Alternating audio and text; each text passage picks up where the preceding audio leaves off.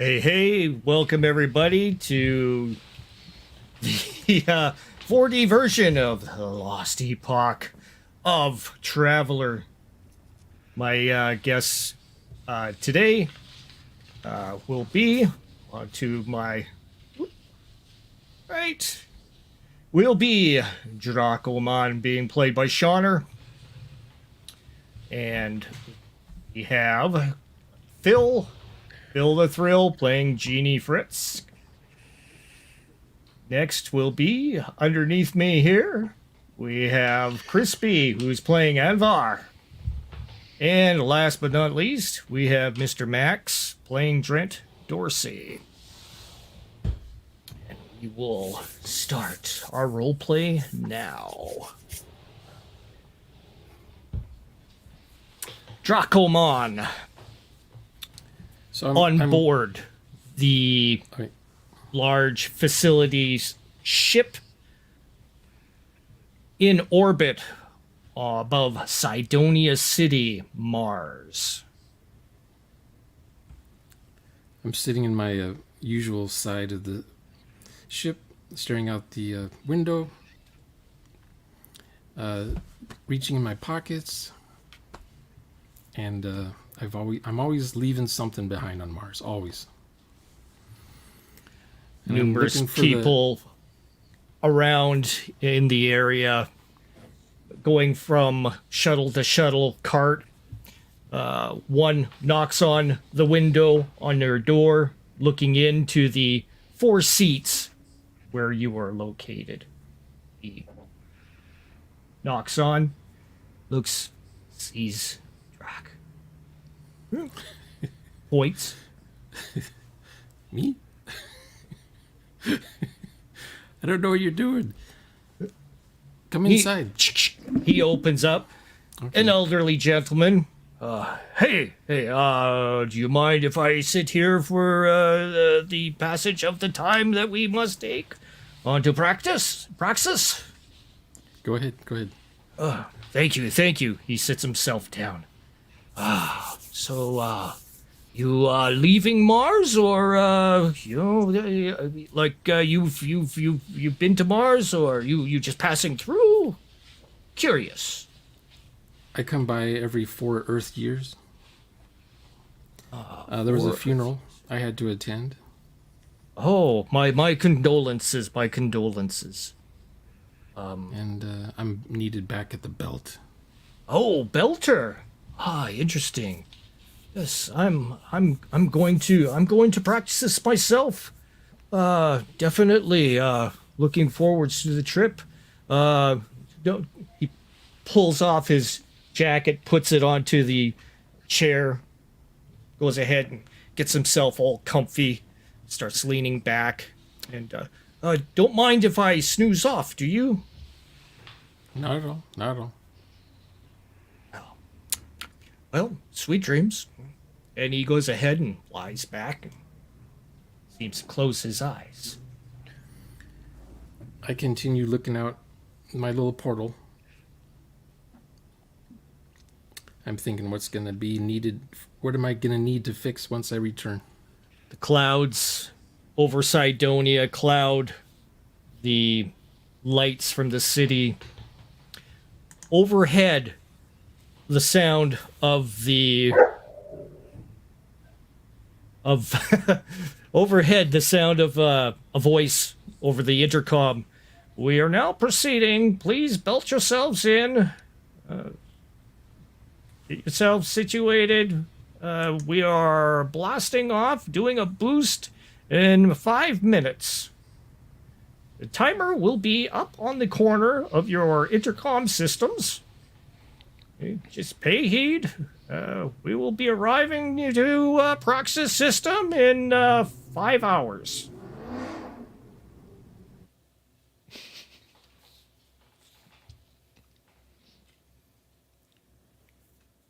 Meantime, in the Praxis station, Gene Fritz. Have you got any of that any of that extra cream cheese on your bagel? Sitting on sitting at a bagel shop on one of the promenade rings in Praxis. Across from me is my longtime friend Irene. The bagel vendor goes ahead and makes sure all the condiments are put out. Clook, clook, clook, clook. She looks at you. So, why are we here? Bagels? Yeah, it's Tuesday. So, you're gonna have to show me a little bit more about your abilities. I'm curious, she says. I'm not showing you my abilities. What are you talking about? Come on. I got a bagel here. Everybody knows about your... You're quite well known around here. In our little circle, of course, she says. I mean, I can make a really good cabbage. Do you want to see my cabbages? Cabbages. No. We're talking about the contraband, of course. Yeah, I don't know what you're talking about. She looks at you, kind of cross. Just looking at, I look out the Genie. One of the view portals, and just kind of nibbling on my bagel. Like she's blanked out of my existence. Police presence in the promenade here moseys along, checking you out as they walk by. 2 officers. Wearing like a baggy shirt. I got like a couple of big, thick bracelets on that kind of jingle. And taking another nibble of the bagel, and I say, what kind of vegetables do you like? Broccoli, of course. Broccoli, huh? She goes, and I do like when you have the squeezed cheese on top. Definitely a must. Okay. Have that with a side of wine and some caviar as well. I like to watch the ships as they come up. Various, one of the best spots on the whole station. Various starships moving along, coming along to the docking facilities, making their way. The little clamps lead out, hitch onto the spacecraft, drawing it in. I look up, and I just stand up with my bagel and walk off down the promenade. Gene. I'm in my own world. I'm just walking. She sits flustered, wondering what to do. She grabs her stuff, goes, and heads on out. Trent. I'm sitting on the deck of the Praxis station. I'm on my computer, but reviewing some document on the tablet. The charge I just took, trying to figure out how to fix the security on this station. I turn to communications officer turns to you and says, Trent, we have a signal coming through. I believe we have a ship coming in, Reptarian. Apparently some sort of high council member of some form plans on coming on board. Should we call the head commander of the station and let him know what's happening? This could be important. Yes, and get a dispatchment of men ready to welcome those. Yes, sir. He starts tapping in a bunch of things onto the interface. Bunch of little. Oh, an officer. It's yes. Commander Dorsey. Yes, Commander Dorsey. Sorry, we're hired hands here. We're not exactly military, you know. We need to fix this organization a bit. I think I've been too lax. Yeah. Yes, sir. There's talk of unrest and faction in the lower decks, right? We need to address it before it bring up. Shh. Woman comes in wearing various kinds of medals on her uniform, and She moves in to check from her console. She is the her job is to coordinate the movement of craft around the station. She starts checking things out and makes sure all her notes and everything are correct. Ma'am, Yes, Commander. everything is going smooth? Yes. I've got some issues there, sir. There happens to be a radio coming in of a ship, possibly some cultists, the Doomsday cultists. You know, the ones that are called the Black Hole Sun. Yes. They are on the way from a shuttle from Mars. I'm just a little bit concerned about the security about this. We're gonna have to go ahead and ramp things up, she says. I'm glad we're on the same mind on that, ma'am. Like, this was one of my concerns since I took this post recently, as you know. I found... I know. How have you been adjusting? She says, as she turns. Work to you. is good. There's a lot to do. So I've been busy at work. I think we need to... There's a lot of ship coming in and out, and I think we need to establish a better control of who gets in and who gets out the station. Well, you know, the previous commander ended up leaving it a little bit more like a civilian kind of thing, not so military directed, but I mean, I could totally understand where you're coming from, Trent. Commander Dorsey. So you want us to go ahead and crank up the military decorum a little bit there, Commander? We still want the place to be, I guess, welcoming for civilian. We don't want to lock down the whole place. But I think a good control of, making sure we establish protocol for... We can take this new transport as a test if we can whip out something quickly. Yes, Commander. Yeah. Contingent of men, 6, 8 squad. Yes, and we will sure to verify everybody's identity as they come out and where they plan on staying while on the station. Make Yes, sure they Commander. have adequate accommodation. She starts doing things on her little handheld, coordinating. Thank you, All ma'am. right. Thank you for your version. And we're supposed to have it looks like there's something that come on here, a dinner tonight. Something about a warlord. The Reptarians, are they coming on board once again? We have been advised that supposedly an ambassador or a diplomat from the Reptilian. That's probably what it is. Then she's looking through her notes. Yes, I've already asked for a contingent to be dispatched to welcome the ambassador. All right, I will make reservations at where? DeGenie's? Beglow's? Beglos sound fine. Beglow's. Sounds good. She goes ahead and writes I it. haven't had a chance to try out the different venue on the station yet. I've been mostly absorbed by work. All right, Commander. So I defer to your good judgment. I will make the reservations, and boop, boop, boop, and stuff comes on to your comm unit and informs you that there has been a reservation made. Thank you, I will attend. She nods and she heads on out. And I sit back down, turn back toward my computer, keep reviewing the different procedure. Envar.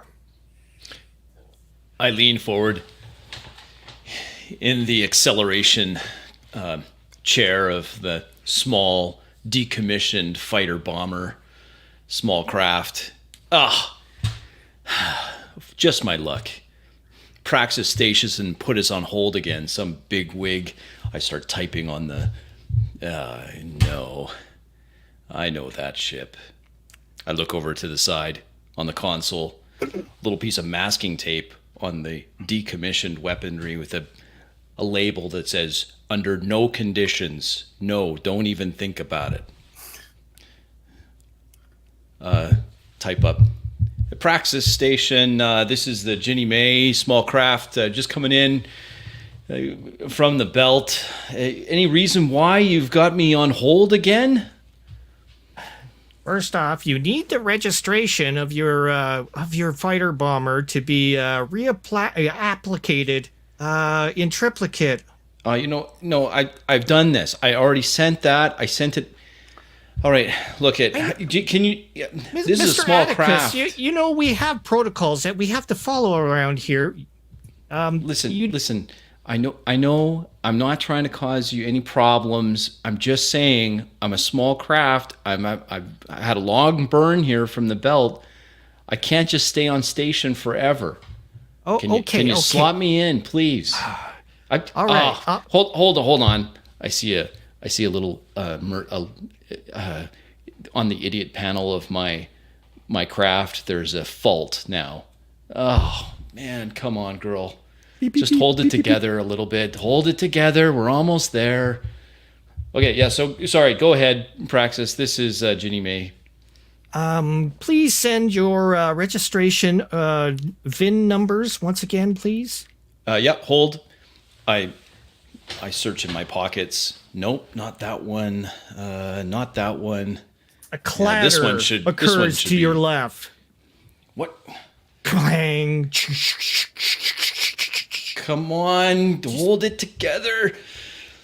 Okay, I pull out another registration. I blow on the contacts, stick it into the control. I think this one's clean. I send it over. Hold my breath. Confirms. Oh, goodness. Thank you, Mr. Atticus. We will go ahead and send your licensing through right away. It will take now, just a moment. You have telemetry for me? Oh, yes. She's hung up already. Sending okay, yes, go ahead, send it. Everything's, yep. Starts popping up. Console. I shunt it to my autopilot, grab my vac suit helmet beside me. I'm going to grab my mechanics kit and try to keep this girl in one piece. She flies in. It opens. Bay doors. With my mechanics tools in hand, I tether my vac suit to the latch point just outside the airlock. Go see what's come loose now in this old bird. Come on, Ginny May. You got it, little girl. The craft slowly makes its way closer and closer. Loose panel. Okay. My micrometeor hit, maybe. I pull out the tool, start working on it. I'll just tighten this down, and maybe one of these days we'll get a job good enough that I can give you a good overhaul. I pat the hull.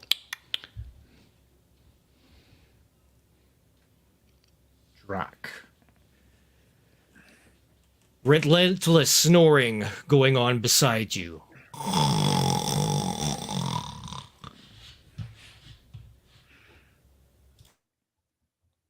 You're muted.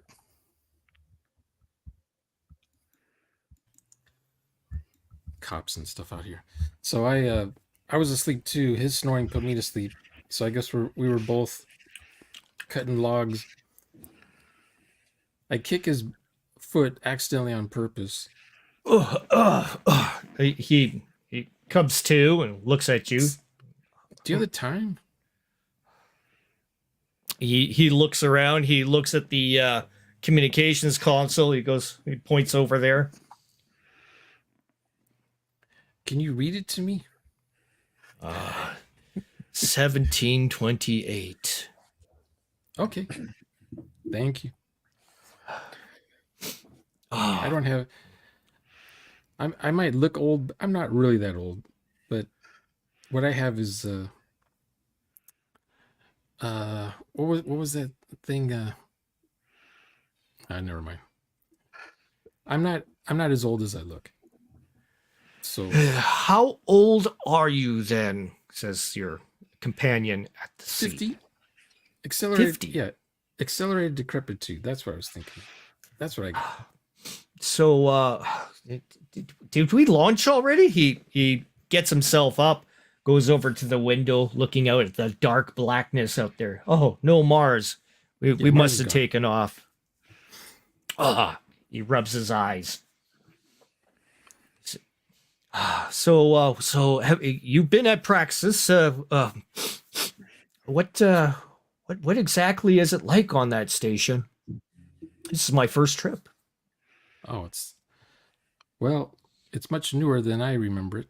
When I first started, it was just a bucket of bolts, but now it's a whole fledgling city. Yeah, I've seen some broadcasts being sent through Mars News Network and stuff like that. Very interesting. Outside, a group of men walk by, peering in, but moving along. 4 of them. But back in the old days, when I was a scholar, the place was being built. Then I had to turn. I'm an alcoholic, you see. So now they have a cure for it, but back then they didn't. So once in a while, I still get my old job back. I can still do some duties there. Interesting. I heard that there's like a drug epidemic going on the station. Men taking God knows what, continually, in order to, help them, revitalize, get energy, that sort of thing. You're not one of those, are you? No, I don't do the drugs. I don't do the artificial aging stuff. Oh, yes. I can't afford it. That's why. You can't. Well, I can tell. sorry. Old man. Sorry. But once I get back into 0G, I'll be fine. Yeah. These old bones won't ache as much. So what's it like being? I guess you're just a belter. Yeah, just mechanic. I fix the things when they break. I didn't. Nice. I helped put some of this stuff together, but now they've kept me on because some of this stuff is old, and I'm the only one who knows how to fix some of this stuff. The older stuff, the newer stuff, I have no idea how it works. Interesting. He kind of leans back and ponders his predicament, looking rather worried.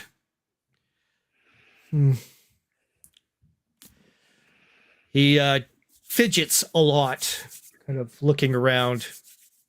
Have you ever been in 0G before? Have you ever? No. This is totally new to me. You've never been inside an asteroid? I have traveled once from Earth to Mars. That was a long trip. They had to put me under for that one. And, of course, this trip is only a matter of hours, but, it just feels odd. I'm not sure about this. Maybe I need to get up and get some walk around or something. He gets himself up from the chair. Gets himself, puts his jacket on. Excuse me, dear friend. I will be back. He opens the door, kind of shuts it open. The squad's. Thank you for the conversation. I will be back. To Genie Fritz. Genie Fritz is. I'm walking down the through the entrance of the docking bay. Yep. Seeing a large number of mechanics, sort of what would be called Airedales, but we'll call them little technicians running around. And I wave over at one that I recognize. I got a pair of orange coveralls that are unzipped. They're kind of tied around my waist. So I walk over to them. I start zipping it up to look like I'm one of them. Yeah. And I say, "Hey, Joseph. Hey, what's up? Hey, I brought you a bagel." I hand him a half-eaten bagel. Wicked, thank you. Cream cheese on it. He's throws No problem. What's throws mine is his- yours, buddy. I give him a hug. so. Thanks, man. Genie, that's awesome. He Great to looks see you, around man. kind of awkwardly as you hug him. Pull a carrot out of one of the pockets, start nibbling on it, and I say, "I was talking to Irene. Oh yeah, she's weird. Yeah, she's asking. She said, why would someone ask questions they already know the answer to? That's weird." You know, she's. I don't know. Maybe we should do a deep check on her, make sure that she's not like a fed or something like that. Oh, I don't know about any of that, but I sure wouldn't. I sure don't like repeating myself.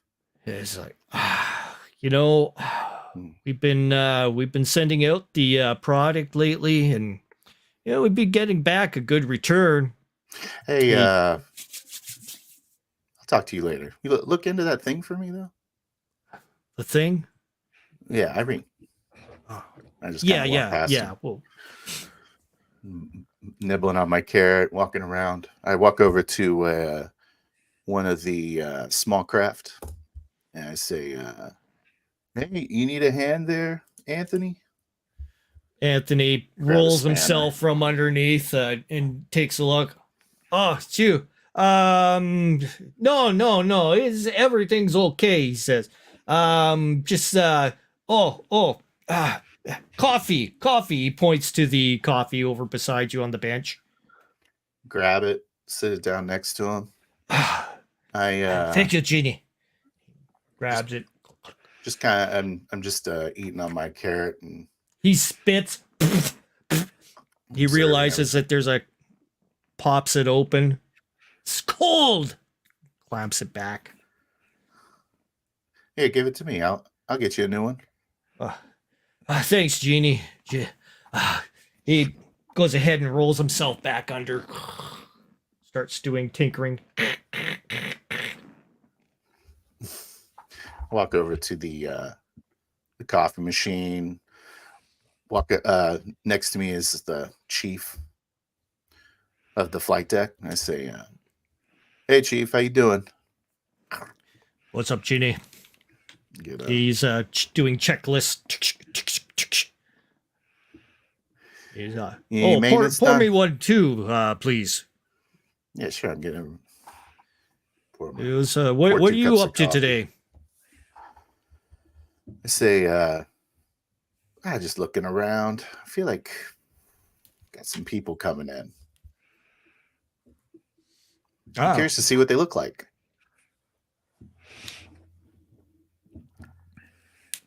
Well, I'll talk to you later. Here's your coffee. Thanks. He goes ahead and starts. Oh, making hey, a bit. that reminds me. Do you have like the docking schedule? Oh yeah. Here, let me transfer it onto your pad. You got your pad? Yeah. Yeah. He basically Have to, like, gestures pull out with my it. He starts coveralls to get into the pocket. He starts So like in my pocket. flinging. You can hear some bleep bleep bleep being traversed onto your pad. I'll go find something to do. I'll walk off. Yeah. Hey, Jeannie. Station 4. There's supposed to be something wrong with one of the torches over there. It may need to be looked at. So put that on your schedule. You got it, Chief. He nods, goes back. He looks at Joseph. What are you doing? Get back to work. Put the coffee down next to Joseph and walk over to section 4.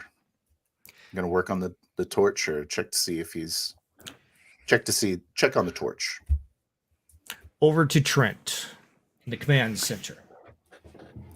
I'm in my little office in the side of the command center, and I press on my intercom, and I say, Officer Cover and Officer Os, can you come please join me in my office? See confirmations. The I'm two just men waiting there. arrive. Please sit down. I have some assignment for you. They sit down, looking rather worried. Officer Cover, in a couple of hours, there's going to be a transport that is going to come in the station. We had some hearing that some cultists could be on it. Which ones are these? The relatives or more of those doomsayers? Black Hole Sun. They should be more of the Black Hole Sun type. Oh, jeez. But no cultist activity is good. So let's not worry too much about that for now. I want to make of this transport a pilot for new procedure that we have. We have a few hours ahead of us. I want you to find a disk that we can install so we can control who come out of this public transportation, right? I want to have their identity. I want to have where they plan on staying on the station during their stay, for how long they plan on staying, the purpose of their trip. I have also some scanner so we can look in bag for any suspicious, the usual, you know what I'm talking about. Yes, Commander. Yes. And get to it, take the mens you need. Once the transport arrive, I'll join you there to oversee the operation myself. Yes, sir. Thank you. And, Officer Usk. Yes. I'd like to have a report on what we know of cult activity on the station. May it be Black Hole Sun, may it be the relative. I want to get a list of the suspect that we have, the people that are affiliated with it.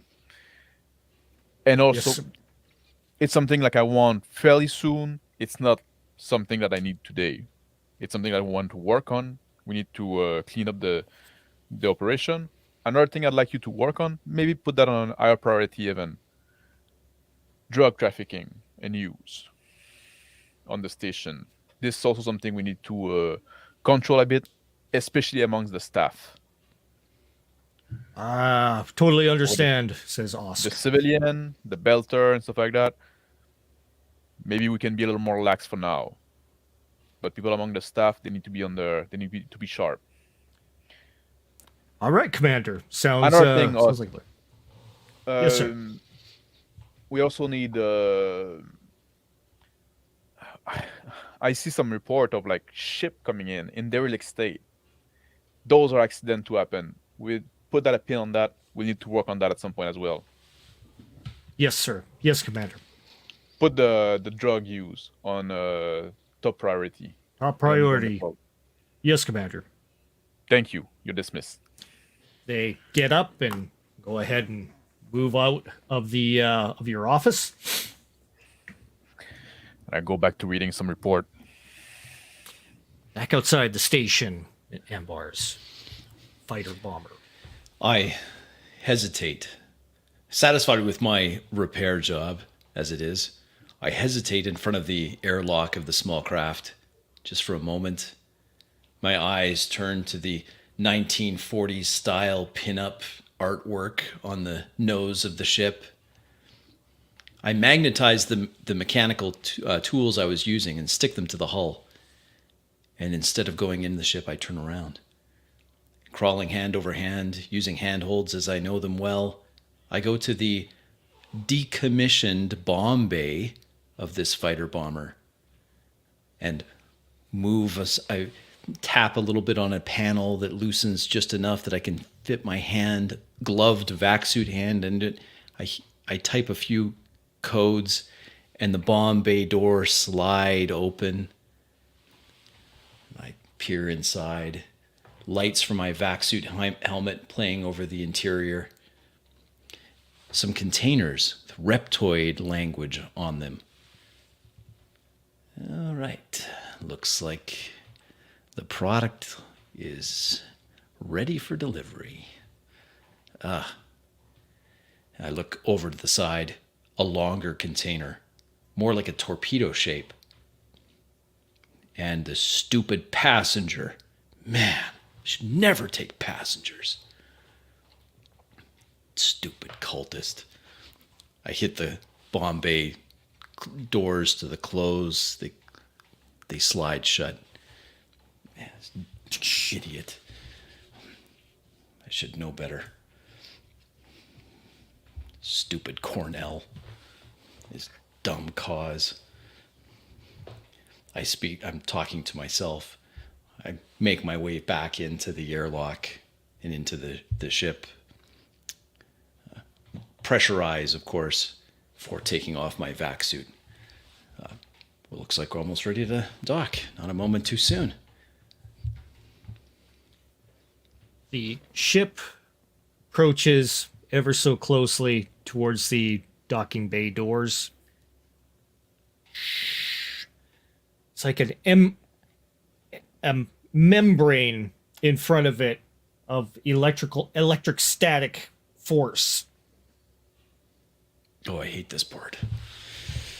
I hold the armrests of my acceleration chair. So expect a little bit of a jolt. The air vibrates as it comes through the cockpit.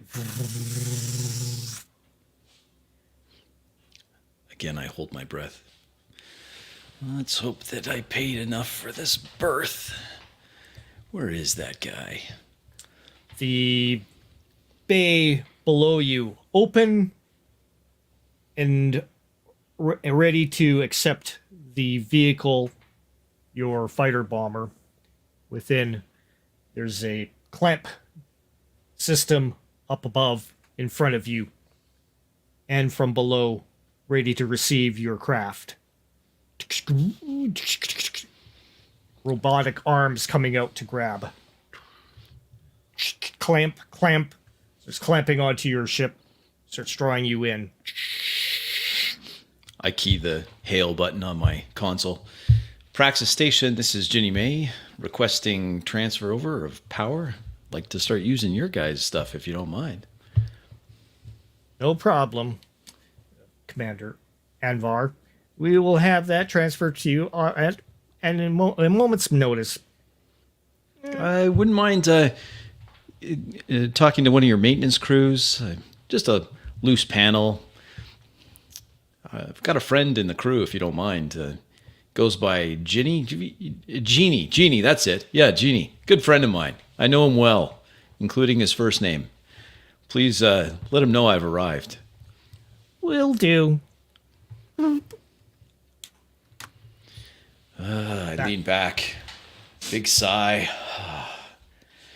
Almost done. Back to Dracolmon. I get up out of my chair. I'm a bit antsy. And I open the door and I step out into the hallway. Just See the group of men down the hallway from you, talking amongst each other in secret whispers to each other. One of them turns and sees you, and they start to disperse. Yeah, I just walk past them. I'm looking around the ship. I'm just curious. I'm sightseeing, as it were. You see other small cubicles along the way with doorways, other passengers inside in their 4-person carriage areas, relaxing. One of the girls, there's some old lady, she looks up at me. And I kind of smile at her. I say, I'm just exercising, getting some exercise here. I helped put together the grab plates on this ship, you know. She looks at you. Oh, really?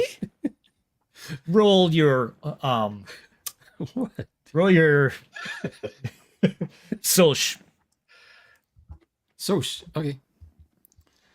Let's see here. My Soch. Of course, it would have to be Soch.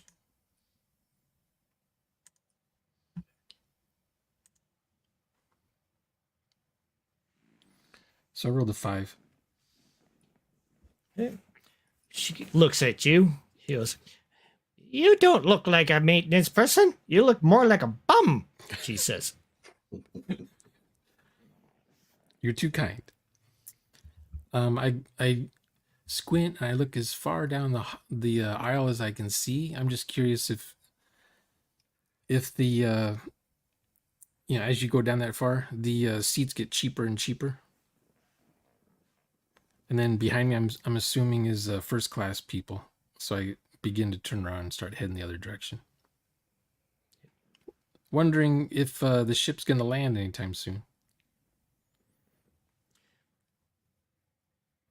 You see numerous people kind of meandering in the halls, kind of bustling through, getting through. A couple of there is a what would it be called? A gentleman in a uniform approaches you, looks you up and down. Ticket. Oh, here you go. He checks it, looks you up and down, takes a look at the hologram on the ticket. He nods, gives it back to you. Thank you, Mr. Oman. Have a pleasant flight. And he starts walking away towards another passenger about to check his ticket. I turn around and I look at him and I say, I helped build this spaceship we're on. He And looks then I at keep you. walking. He shakes his head. Keeps on It was a going. long time ago. I think I mentioned something about the the locks on the airlock doors have all been changed. So that's an improvement because they used to open. So I head back to my chair. When you head back, you notice the gentleman that you had seen before is in, once again, the same cabin. Seems to be looking out, peering through the porthole, checking things out. I'm back. He turns around and gets a little startled as you open the door. He's like, yeah. He's rubs his hands together and seems to be still a little jittery. I suppose I'll just take my seat. He goes over and sits down once again. Seems to try. He's like, "Do you have anything to get rid of the jitters? A tranquilizer or something?" What? I noticed there's like these little things, these bags you breathe in everywhere by the seats. So I'm kind of looking, and I see the lady, and I wave to her if she's got like sickness pills or anything. Stewardess lady pokes her head in. She looks. She goes, "What's going on?" My friend here, he needs something to calm down the jitters. He's got the jitters, you see. Checks him out. She starts putting her hand underneath his chin and starts checking him out. She motions and lets the gentleman kind of move his head around. I'm fine. I'm just feeling a little bit anxious about this flight. She goes, it's to be, you haven't been on any flights lately, so here. She goes ahead and pulls out one of these kits from beside the seat, puts in a little key, opens it up.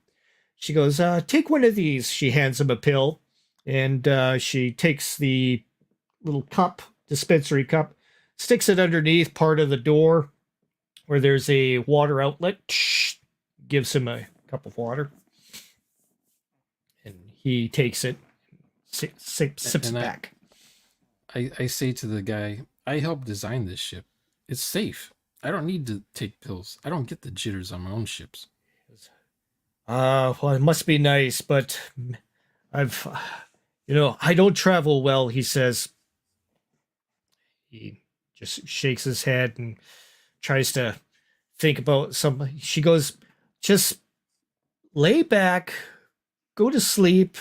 You'll be all right. We should be arriving in not even 2 hours. Should be a good little rest. I was born in space, you see. So this is normal. She goes, really? What are you? Are you from Praxis or are you from the Mars? I'm from the belt. Oh, I well, grew up there, you see. I see. I'm heading back to practice. Praxis. Praxis. Ah, Praxis. goes, Yeah. I've only been to Praxis just to drop people off, and yeah, my home is in Mars. Home sweet home. She goes, are you doing okay there, sir? Are you all right yourself? Oh, yeah. Do you know when we'll be arriving at Praxis? A couple of hours. Should be there soon. Okie doke. She I'll find some way to entertain myself.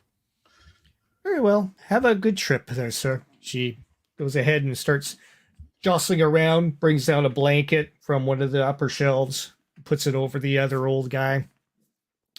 There you go, sir. Would you like a blanket as well? She No, asks. I'm good. She nods and then heads on out. Genie. You hear him Fiddling. come I'm up on fiddling your with on your wrist communicator. You see a message. Day 7. Don't even look at it. Just like fiddling with this torch, and I walk over to the entrance, the outside entrance into the docking bay, and watch this bomber jet fly in. And I say, Joseph. And I just look at him. He slides out from underneath the remains of a engine. He's what? This one needs immediate attention. He gets himself up and goes ahead and grabs a rag, starts wiping off his hands with all the grease. It's crazy how much just a little bit of grime will mess up these torches. So, who's the fly boy coming in? He kind of looks over at the fighter bomber. I say, let me check. Look at the pad. It says looks like some guy named Atticus. Oh, Atticus. Him. Yeah. He's all right. He goes ahead and grabs his toolbox and everything. Is he a friend of yours? Sorting through. No, I thought he was a friend of yours. Oh. Well, you know me, everybody's my friend. Oh. Yeah, I mean, some of us seem forgettable, right? He starts adjusting his tools, cleaning his spanner. Like, We should never forget. Holy crumb. Here it comes. Here he comes. Here it comes. He gets himself set and ready. He kind of moves over to the side over by the engine. Wow. This guy must be good. I can't believe it still works. The automatic arms grip onto the ship coming in and starts dragging it into the bay area. Stroll over there behind Joseph. Large mechanical arms come down and start bringing down the ship into position for a landing. You feel the ground vibrate as soon as the clamps hit. Chunk, chunk, chunk. I give a big wave like this to the pilot. and walk over and cross my arms and watch him. Wait for him to do what he's gonna do. The landing procedure complete indicates on your console. I start plugging in things to give him ship power. Over to Trent. I take my communication device in my office, and I call the secretary of the commander of the station. It's ringing. You see the commander turn around. Yes, sir. Yes, can I have an audience with you? I'd like to discuss some point of procedure. Okay, Trent, I only got a few minutes, though. Do you want to do this over the intercom, or do you want to do this in person? I can come over if you don't mind. All right, meet me over at the office. It won't take long at all. Yes, sir. I'm on my way. I get off my chair. I look in my desk drawer. Take out my snub pistol. Put it on my belt. Take it off. Put it back in the drawer. Change my mind again. Put it back on my belt. And I head toward the commander of the station. Numerous people in the hallways walking by. Numerous of them salute. With my little tablet on under my arm, always a document ready to consult. Commander Dorsey, as they go by. Address. I get to the commander and can you please announce me to the commander? He's expecting me. The secretary up front says, yes, just Commander go on of Security through. Dorsey. Thank you. I get in the room. Luxurious room, plush chairs, seats everywhere, books on the shelves, big console in behind him, big screen. The station commander turns to you and stands up. He nods, puts his hand up. Trent, nice to see you. Shake his hand. Nice seeing you, Commander. I want to inform you about the operation we have going on in security. As you might have been informed, there's a reptoid ship coming in with supposedly like an ambassador or a diplomat or some what they say. I deploy a contingent of men to escort him, and they're supposed to be. I assume you're going to be attending this dinner tonight, right? That is correct. He's at Bigelos, I guess. He types it up on his pad. He goes, and yes, what are you drinking for tonight? Wine? Or I'll just drink water. I'll be there on duty, as you might imagine. It's a shame. You're going to miss a very eventful evening, I would say. The Reptoids, they are definitely interesting people. This is why I prefer to stay as sober as I can. As per usual, I don't expect to foresee any kind of complications. We have been at good yet tenuous peace with the Reptoids since the incursion. Yes, he might be just the old military man in me that, excess of caution, I'm sure. Speaking of which, we also have a ship coming in, a public transportation, that I want to test a new procedure for welcoming people aboard so we can control a bit more the ins and outs. Oh. What are these protocols that we are putting in place? Just making verifying people's identity, making sure they're where they stay, if they have proper reason to come. Stuff that we used to see in more. I know you want to keep the station a little more like a civil place. You don't want to turn it into a military operation. But I've been hired to do a task to improve security, and so I took the liberty. There's going to be a pilot. I'm going to be overseeing myself. So I should be done by that before the dinner tonight. He nods. He says, everything should be okay there, Commander Dorsey. It should be running smoothly. The only problem I ever foresee, and when it comes to the reptilioids, we do not have simians on the ship or anywheres close to the reptilioids. Are we clear? Are we clear about that? That's the only sir. problem I could ever foresee here. So as long as you have the simians on their own area, I know we don't have very many on the ship. There's perhaps a dozen, but you know what's going on Earth. We don't want any of that spilling out onto our own territory.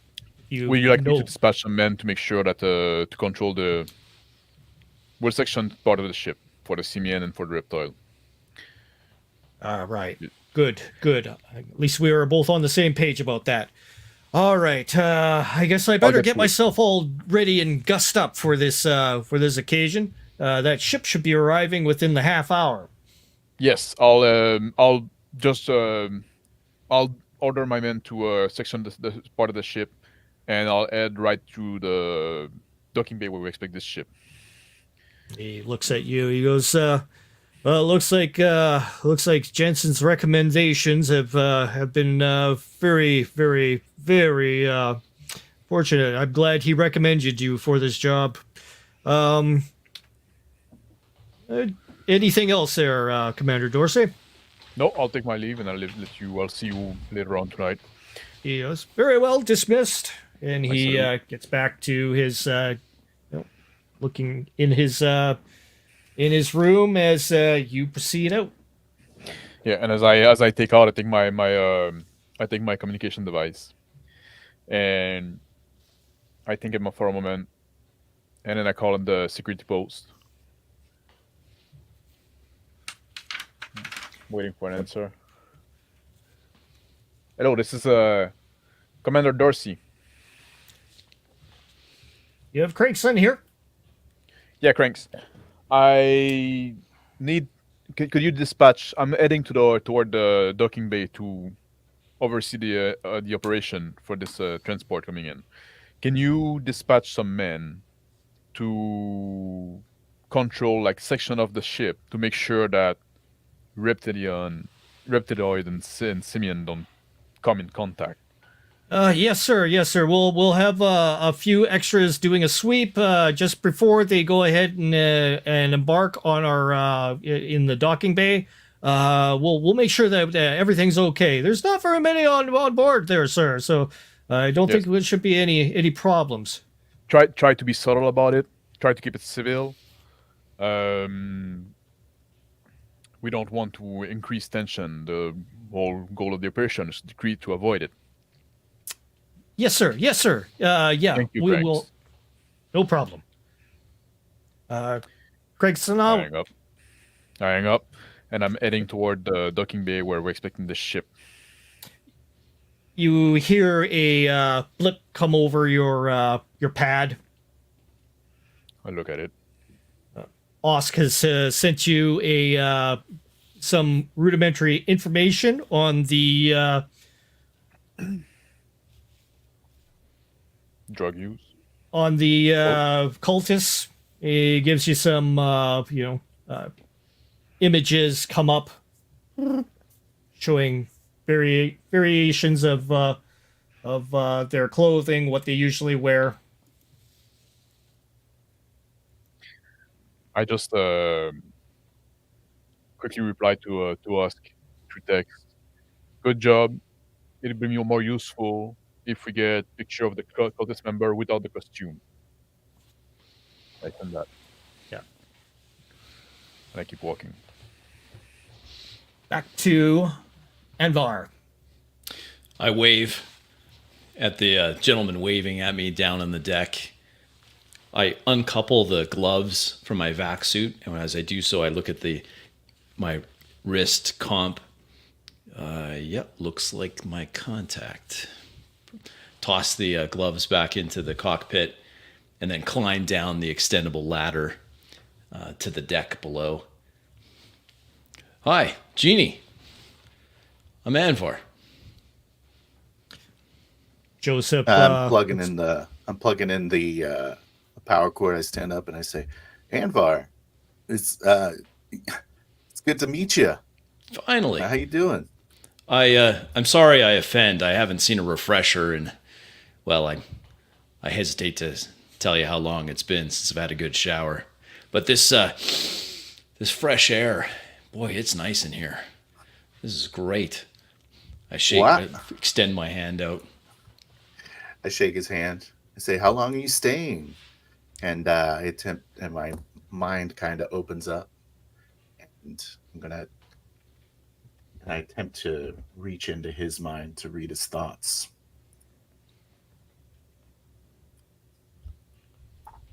And I do not. You okay? Yeah. You looked a little spaced out there for a moment. I get that a lot. Hey, listen.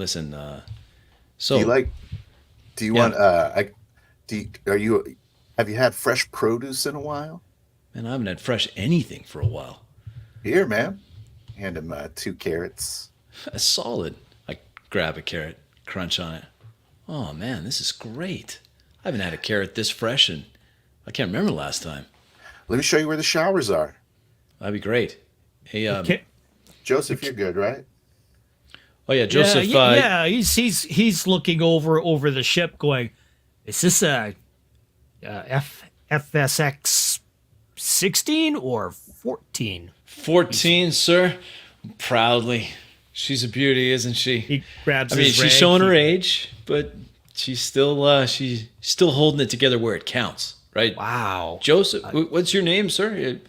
Taking care of my good lady here. He puts his hand out. Like, glad to meet you. He puts his hand out towards you. I shake it vigorously. Oh. Those pretty good. CO2 scrubbers are going to be really rough. If you could refresh those for me, that'd be great. Well, we'll give it a once over. That should be great. no problem. I should have someone coming for the cargo I was holding. I'm shipping in. They should be here shortly. No problem. Gets things ready. All right. Say, I turn right to this way, Genie. right this way, sir. I'll lead on. Crunch on my carrot. As I walk away, I tap my computer, my wrist comm, and the airlock of the craft closes and clicks shut, locked. Genie is kind of slide. The way he walks, I kind of slide my feet as I walk, and I yell out to the chief. I say, "Chief, I'm taking a break. Got to show this guy where the head is." Yeah, Genie, go. He shakes his head and keeps on going through the checklist. Start walking down the docking bay with Anavar. Hey, so there's 3 things. The ones you want, they're in some crates with some Reptoid script on them. I didn't have a chance to move the product over into something else. So, Wow. What are you talking about? what do you mean? What am I talking about? I thought you're this guy, aren't you? I show him my wrist comm. Oh yeah, that's me. So you I got was some told- crazy. You got some crazy reptilian boxes in there. Reptorian. Yeah, I mean it's nothing too dangerous or anything. It's just some what is it? What do they call them? I haven't used them myself. Anagathics, I think. Yeah, anagathics. Reptoid tech. It's supposed to take years off your life. Like rewind the clock is what I'm saying. I'm not aware of any laws against it. It's just really valuable. Hard to come by. Yeah, we'll take I'm walking down, unzip my pungent vac suit. Whew, boy, not- I offend even myself. Nah, you're all right. So Slap him on as the I was back. saying, you're interested in making some money on this, right? That's what I was told. I know some people. Probably help you out. Well, I'm not sure why they gave me your name, but that's what I got. Well, trust me, I'll get you in contact with the right guy. Hey, I put my hand on his shoulder. You all right, kid? You all right? Thanks, you said Anvar? Yeah, Anvar, Thanks, Atticos. man. You're all right too. Now for an old guy, right? You're still my brother. That's Walking right. down to the... Got a lot of brothers on here. No kidding. Sisters. Yeah. Big family? Yes. That's Getting how bigger we. every day. Yeah. Maybe you're interested in the other container too. I've got a passenger. He couldn't pay for live transit, and frankly, I'm not very good. I'm not very good company, but Oh, I was told someone was coming someone was coming to get him. I don't want to deal with that. I know a lot of good parties. I'm sure you have a good time. You just need to loosen up a little bit.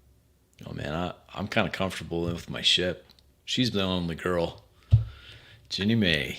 Well, the way that ship looks, just kind of walking down the thing, Hey, passing by the bagels. Say, the way that ship looks, it looks like you might be here for at least a night. well, that's true. Well, she needs a break, and I need a shower, and I need to throw this suit in the refresher. Ooh. Yeah, you do. All right, come on. I'll take you to the barracks. They're the better showers than the stupid civilian ones. Nice. And I walk through some nondescript door to the right, towards the inside of the ring. I follow, breathing. Making my way through Man, a it smells berthing great area. in here. It smells great. Praxis is like fresh air. Man, you've been in that cockpit too long. Way too long, brother. Way too long. Back onto the shuttle.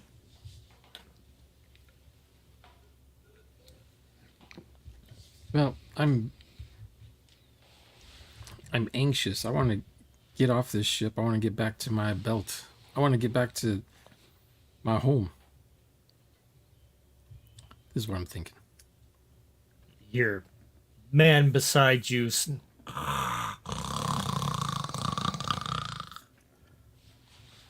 The countdown beside him is indicating 15 minutes before arrival. Finally. I'm kind of squinting off of his sunglasses at this timer that I can't see, and I'm kind of reading it backwards. 15 minutes. Yeah. Here, over the intercom. Our passengers, please get yourselves ready. We are now getting ready for the embarkation onto bay number 9. We will be proceeding to docking bay and prepare to get yourselves ready for a very excellent time at Praxis. Praxis Station. That's where you get your bagels.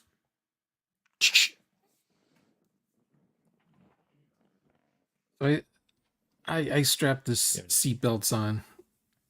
Gentleman beside you kind of rubs his eyes, rubs his face. What was that? What was that?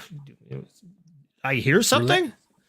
We're landing in 15 minutes. Oh my gosh. Oh, thank goodness. He goes, grabs a blanket, throws it off of him. Makes me anxious. All this travel. When I was younger, I used to be able to sit through these rides for weeks on end. But these faster ships, they don't make them fast enough. And my old bones. I don't know how you can do that. This space flight is just weird, strange to me. This gravity, this whatever it's doing underneath us, it doesn't seem natural to me. Well, they used to have gravity furniture. You know, grav cushions and grav chairs and Really? jello sofas. But they don't, I don't know. These new ships don't need them, I suppose. Maybe my doing. He looks up and notices the 4 men going past again. The window. He's gets himself gets his jacket, gets it on, starts buttoning it up. I guess you see the countdown occurring on the side, indicating it's getting closer to the approach to Praxis.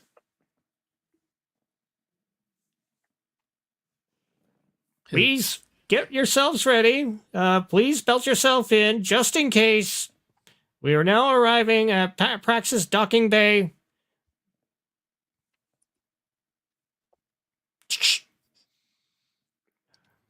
I look out the window to see if I can see anything, or if I can even tell if the ship's turning or changing direction, or slowing down or speeding up. Or... The stars move along on the side,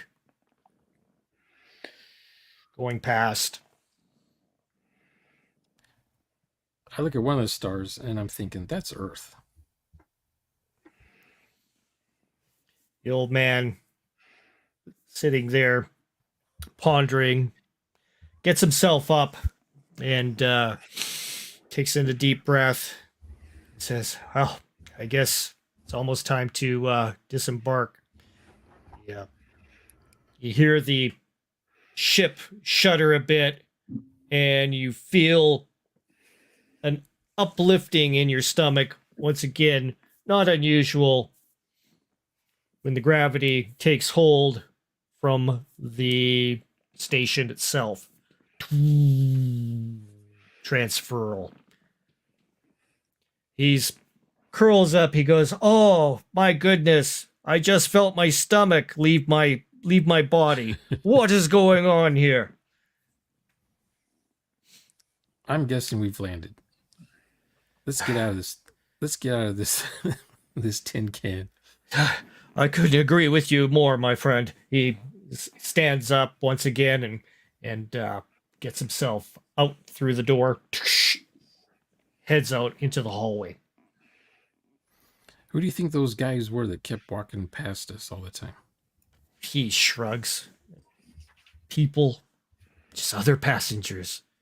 Maybe they're, I don't know, maintenance.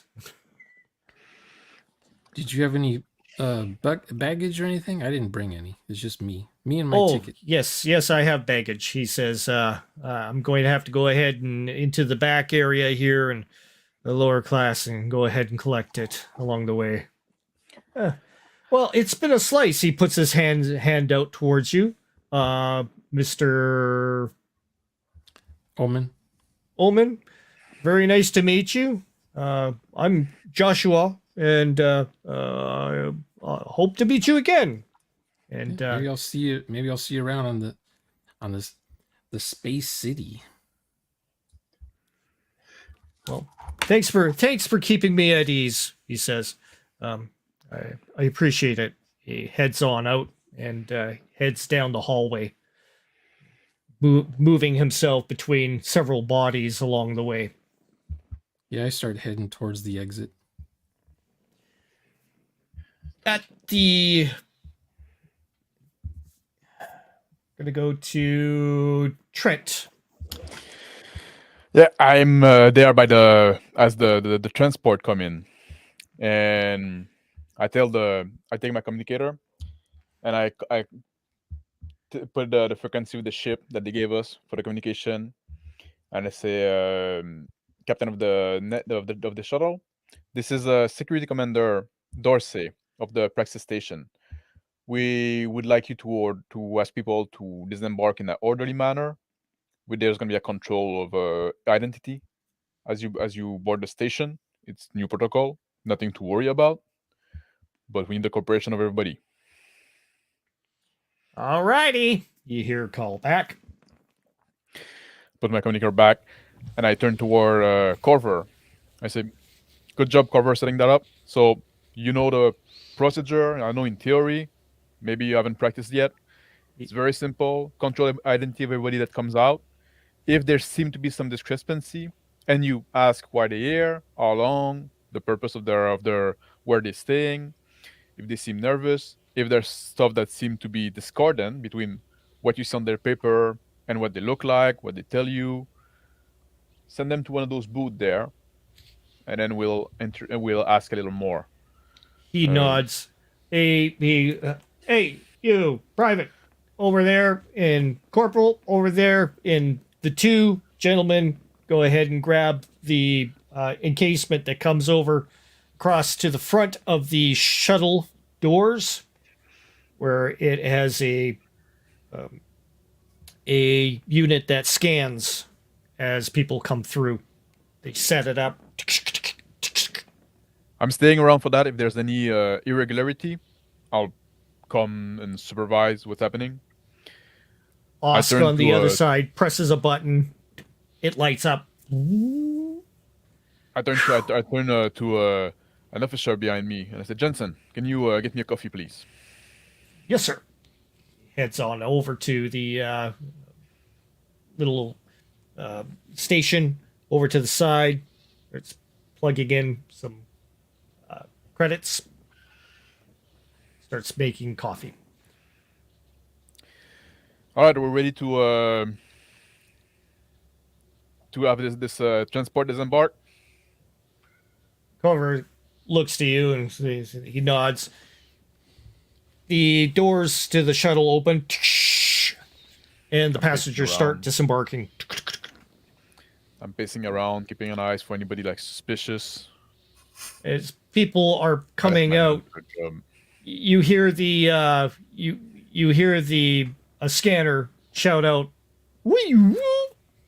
And Osk moves in with one of the privates, and they start checking out, looking through bags and stuff, and they let him through.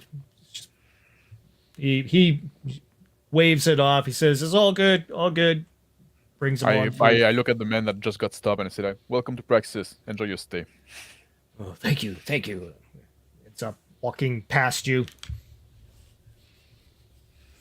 More come through. No, there are no incidents as it occurs. You see a rather old man start moseying along. Drac. I say to the young man, I look at his badge. Dorsey, I helped design the airlocks on this ship. Oh, did you now, my old man? Yeah. Back in the day when they built Praxis.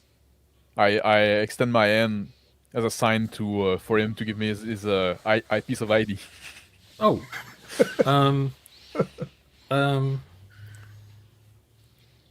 I'm sure I'm in the system. I'm in the system somewhere. Well, we need to verify, sir. It's a new procedure. I'm sorry. I assume you've been there before since you designed the... Oh, yeah. Yeah, I work here. I used to work here. I used to be a scholar. More of a belter. But yeah, I spent plenty of times on this ship, on this station. But you don't have a piece of ID with you? No. Not right now. Or would you be in the biometry system? And I take my little tablet. I play on it a bit. Let's see, would you care to put your thumbnail, your thumbprint here? Okay. Take back the tablet. I look at what the file says. High amounts of input from this one, showing his several months worth of work toiling out into the asteroid belt, bringing in large sums of iridium, other semi-precious metals. You're looking at his record. Definitely shows that he is a veteran out there of finding the good stuff in the asteroid belt. Oh, Mr. Omen, well, there you go. You're a local. Well, welcome home, I guess. Thank you. Are you staying for a while? I think so. I was born in space. I'll probably be heading to the belt soon. Yeah. That's where I'm from. Turn out we're the same age, sir.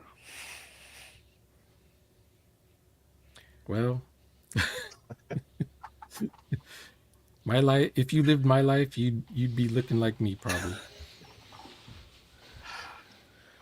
Enjoy your stay, sir. And I shake his Thank head. you. Thank you. With Genie, Fricks.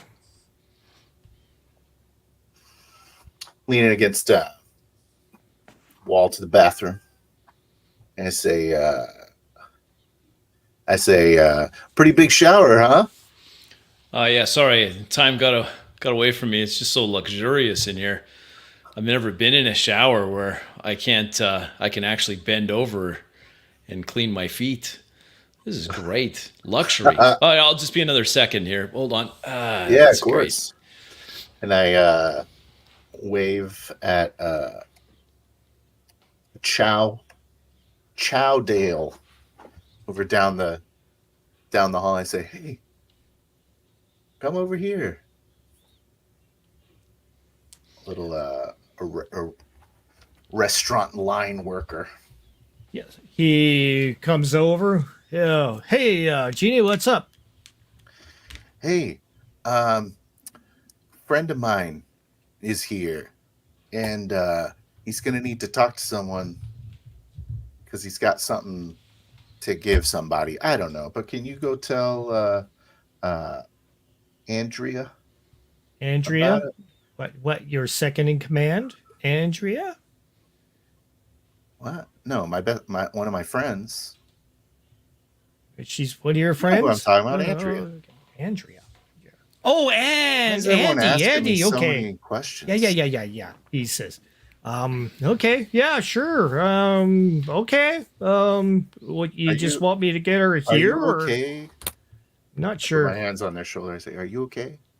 Not too sure, sir. You're not sure?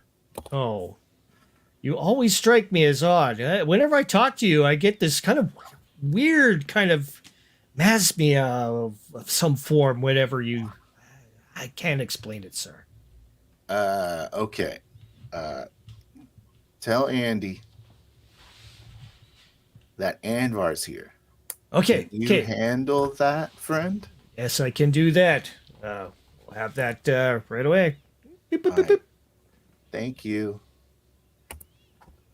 I take the small dental bot out of my mouth and put it back in the sanitizer. Run my tongue over the smooth teeth. Oh man, I should make stops here more often. Pull on the cleaned suit, and then take a moment to message on my wrist comm. Yeah, all right, and translate to Reptoid and send. I open the door. Thanks. I feel so much better. I told you, these showers. Oh, they really take care of the official staff here. Well, I really appreciate the help, Jeannie. I'm going to head back to the ship. I've got a little bit of cleaning, housekeeping to do. You sure you don't want to come back? I could, maybe we can do some commerce. Seems like you're a bit of a mover and shaker here. Well, I like to see what's going on the ship. On the station. Oh, yeah. You're the kind of the eyes and ears, I take it. Well, you got to pay attention. There's nothing else to do up here. Oh, well, you could always take showers. You know what? I sometimes wonder what it was like before, before the stations, when we actually had a planet of our own, not Mars, that red dust bowl. Mars is a dump. I can't stand Mars. Exactly. I have been down to Earth, old Earth once. Whoa. Yeah. What was that like? Did you go to Atlantis? It was hectic. It wasn't a scheduled flight. I wasn't supposed to be there. Oh. I made some friends, made some enemies. Haven't been back since. Smells very. Yeah, how does it smell? I don't know. Like, it's hard to describe. It's like everything's decaying, but not decaying. A lot of ozone. I don't know. I heard from some old timers that it's changed, since the apes and the Lizzies showed up. Yeah, it's totally different. There was like a cities bigger than the station.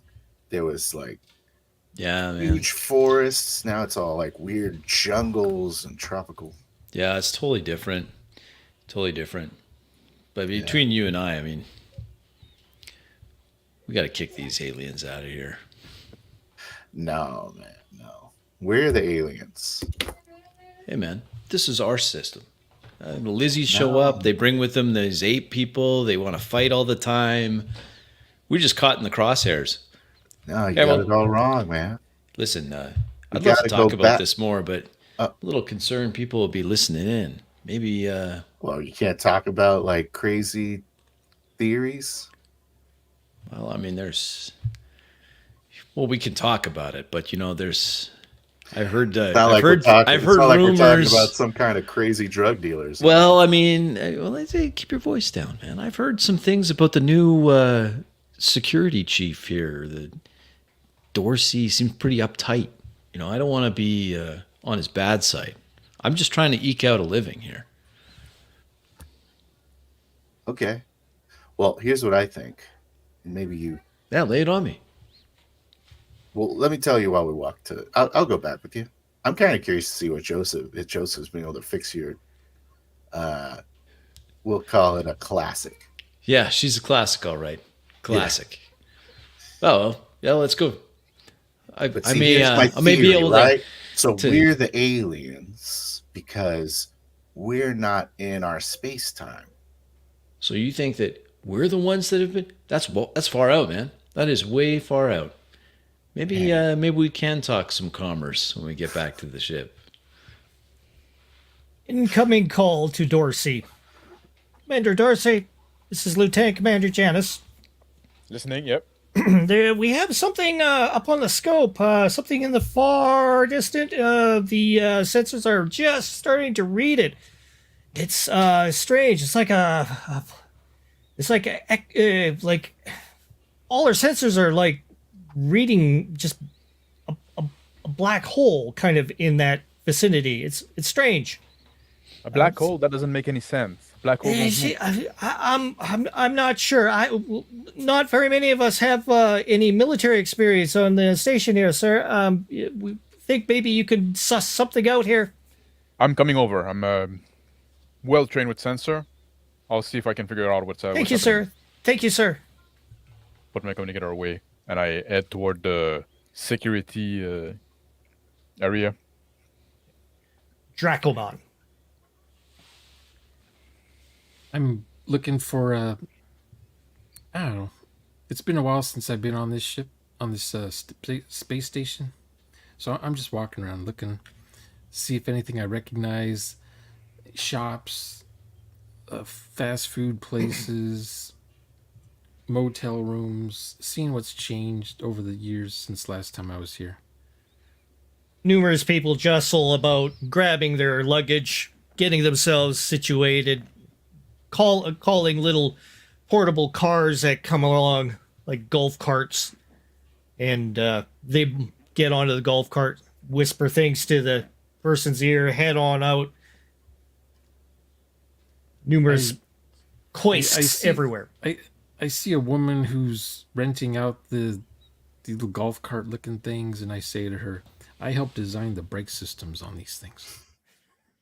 She chuckles. She goes, so, Drac, how have you been doing? Long time no see. She pats you on the back. I'm still going. She goes, you took a little bit of a vacation? Yeah, there was a death in the family. I had to go to a funeral. Oh, where'd you go? Mars? Or did you actually visit Earth? No, nope. I just got back from Mars. Oh, okay. Little ceremony thing there. Sorry to hear about that. Condolences. I've never been to Earth, actually. No? No, one day I think about going there. But then I hear about all the crazy atmospheres and the atmospheric hurricanes and the atmospheric this and atmospheric that. Yeah. she shakes her head at when you talk to her like that.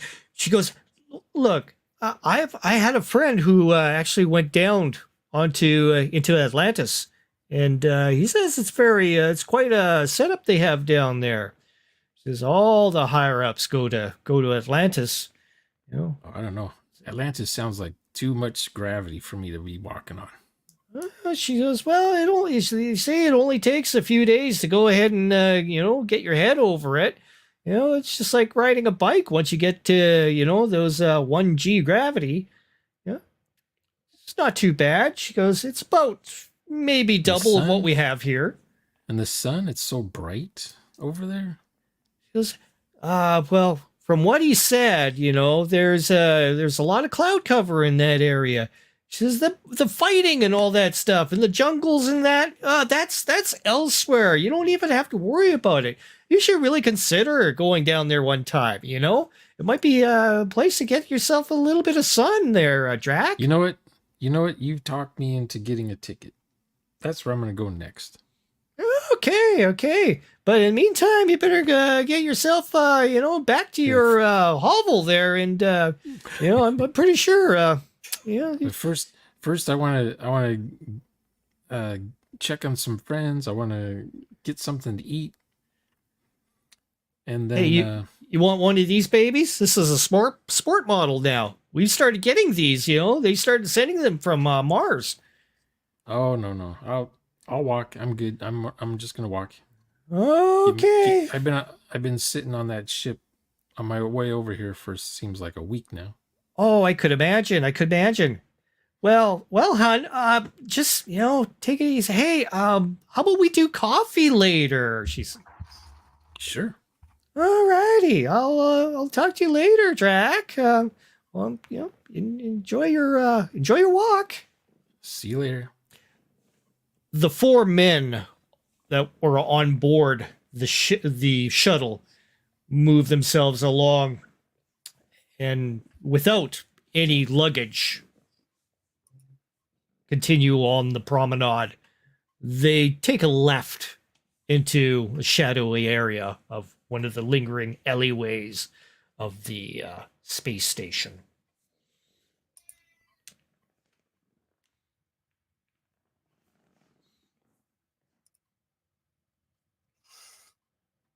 Drac? It's still my turn. My turn's over. Okay. To Genie Fricks. I'm walking down the hallway or down the promenade towards the docking area. I say, and so that's why we got to figure out this, this time tech that they were using so that we can go back. You understand? Yeah, I think I follow you. Yeah. It's our generation's job. I It's a check my task that's wrist been column laid again. at the feet of our generation. Yeah, I think I understand where you're going with this. I keep looking at it. What Yeah. are you looking at? What are you? Oh, I just expecting a message. Maybe it's nothing. I try to read his thoughts again as my mind opens up. Roll.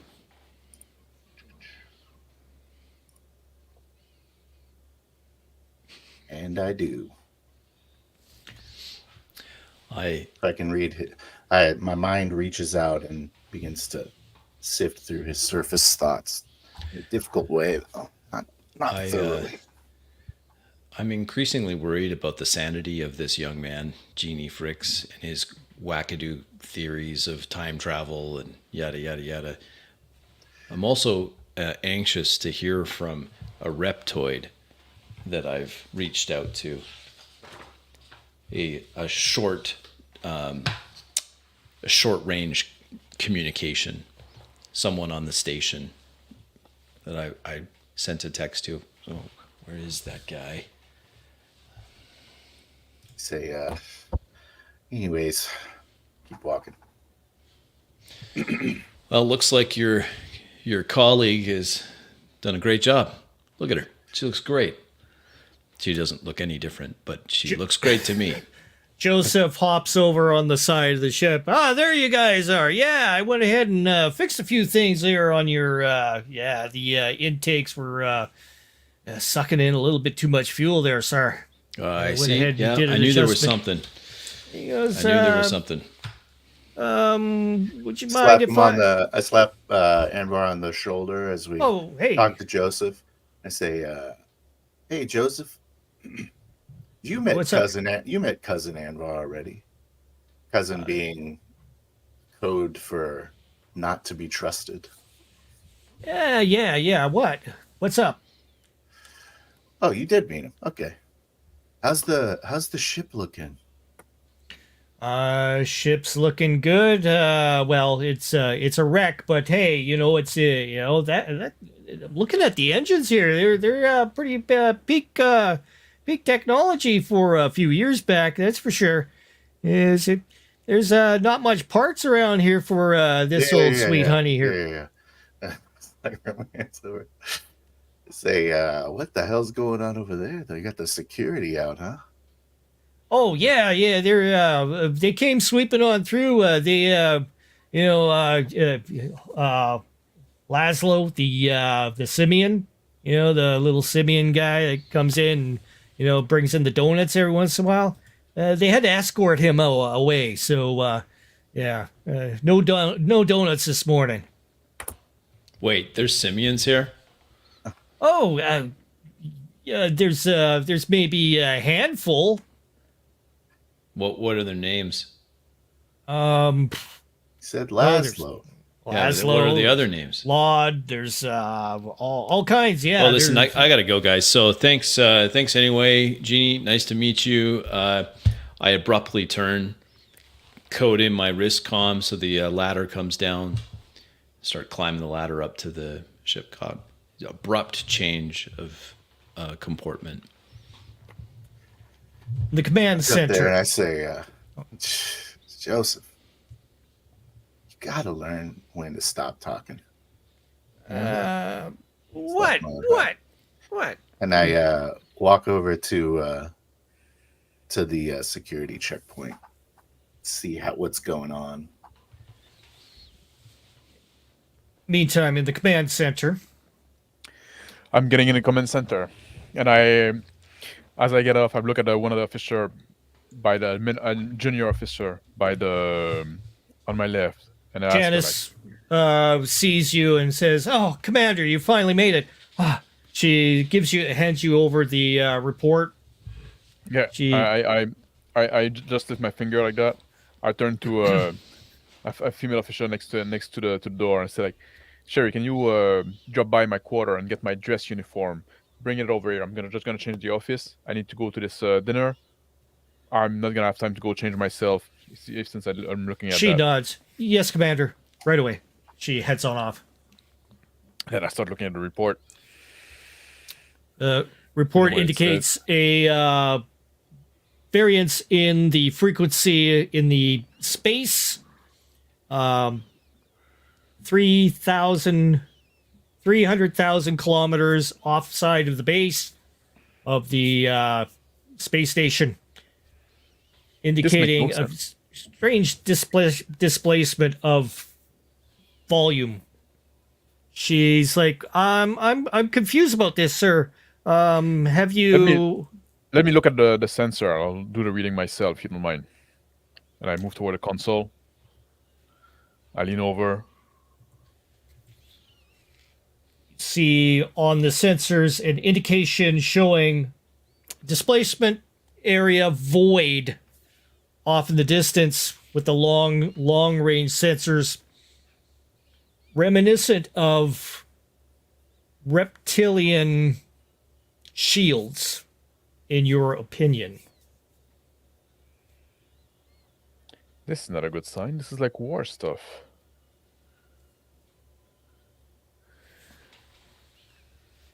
What's happening to... She perks up. She goes, and well, we have a vector on this. It is going to be crossing fairly close to the station, but it seems to be heading towards Mars. This is no good. We do.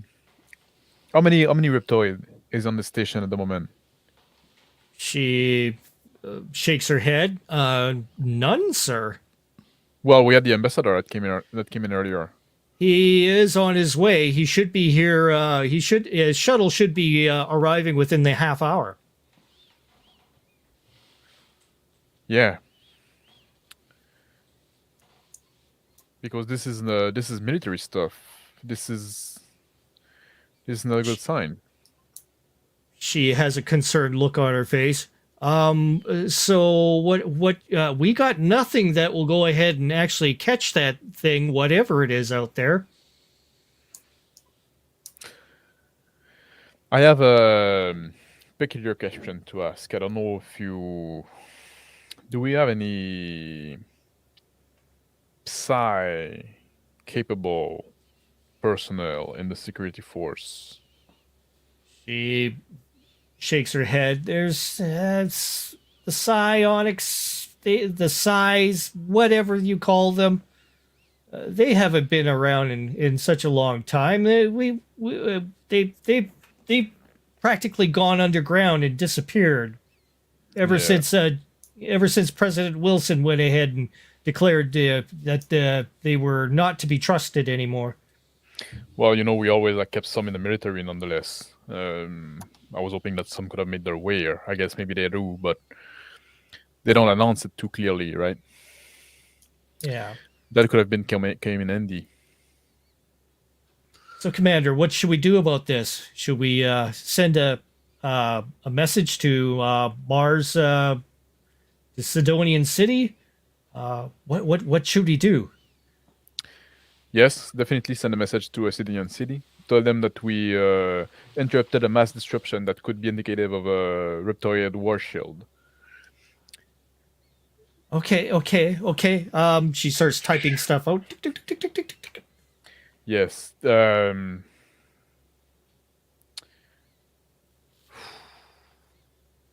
Leave my name out of it. Okay. Who should I say is just? You can just use my title, but don't precise my name. I have Yes, sir. keep And it, she adjusted. Doo, doo, doo. I need to get to this dinner tonight. See, If there's Reptoid activity. Jen comes through the doors with your outfit, one of your best uniforms. There you Thank go, you, sir. Jen. She hands it over to you. I'm gonna go change in my office, and then I'm gonna head to the. Where was this restaurant again? I look at my pad on my schedule. Bigelos. So I'll change Shows- that Bigelos.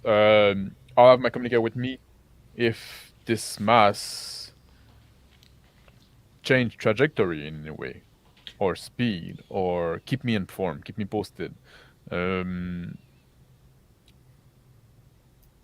Yeah. Yes, sir. Send me frequent report, and I head to the office to change.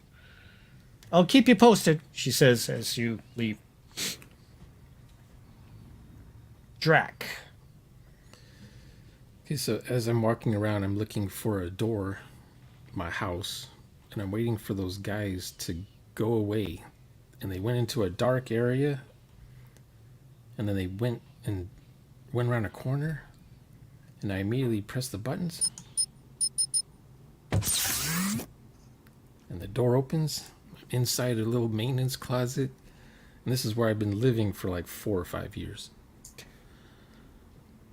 And the computer's activated, and she's got emails for me, and I'm sitting there on the cot looking at the I got some security cameras, so I'm kind of watching what those guys were doing. They were walking around.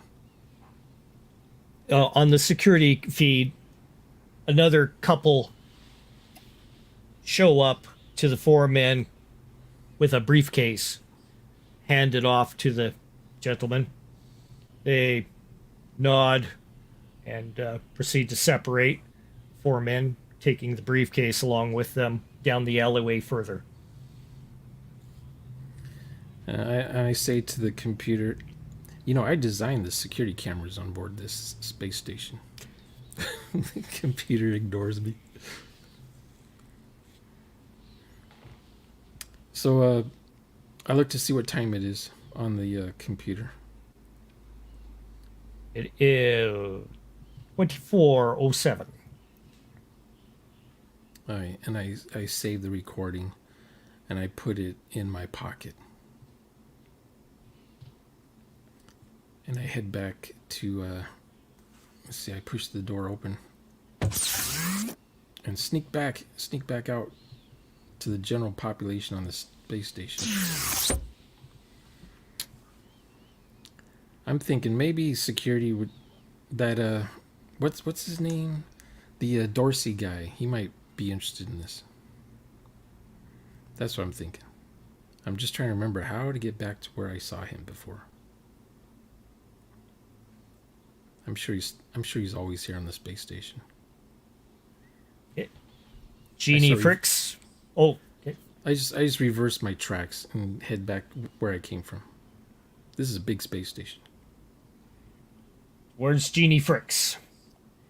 Genie kind of, or I look over at the security personnel, and looks like they're wrapping up.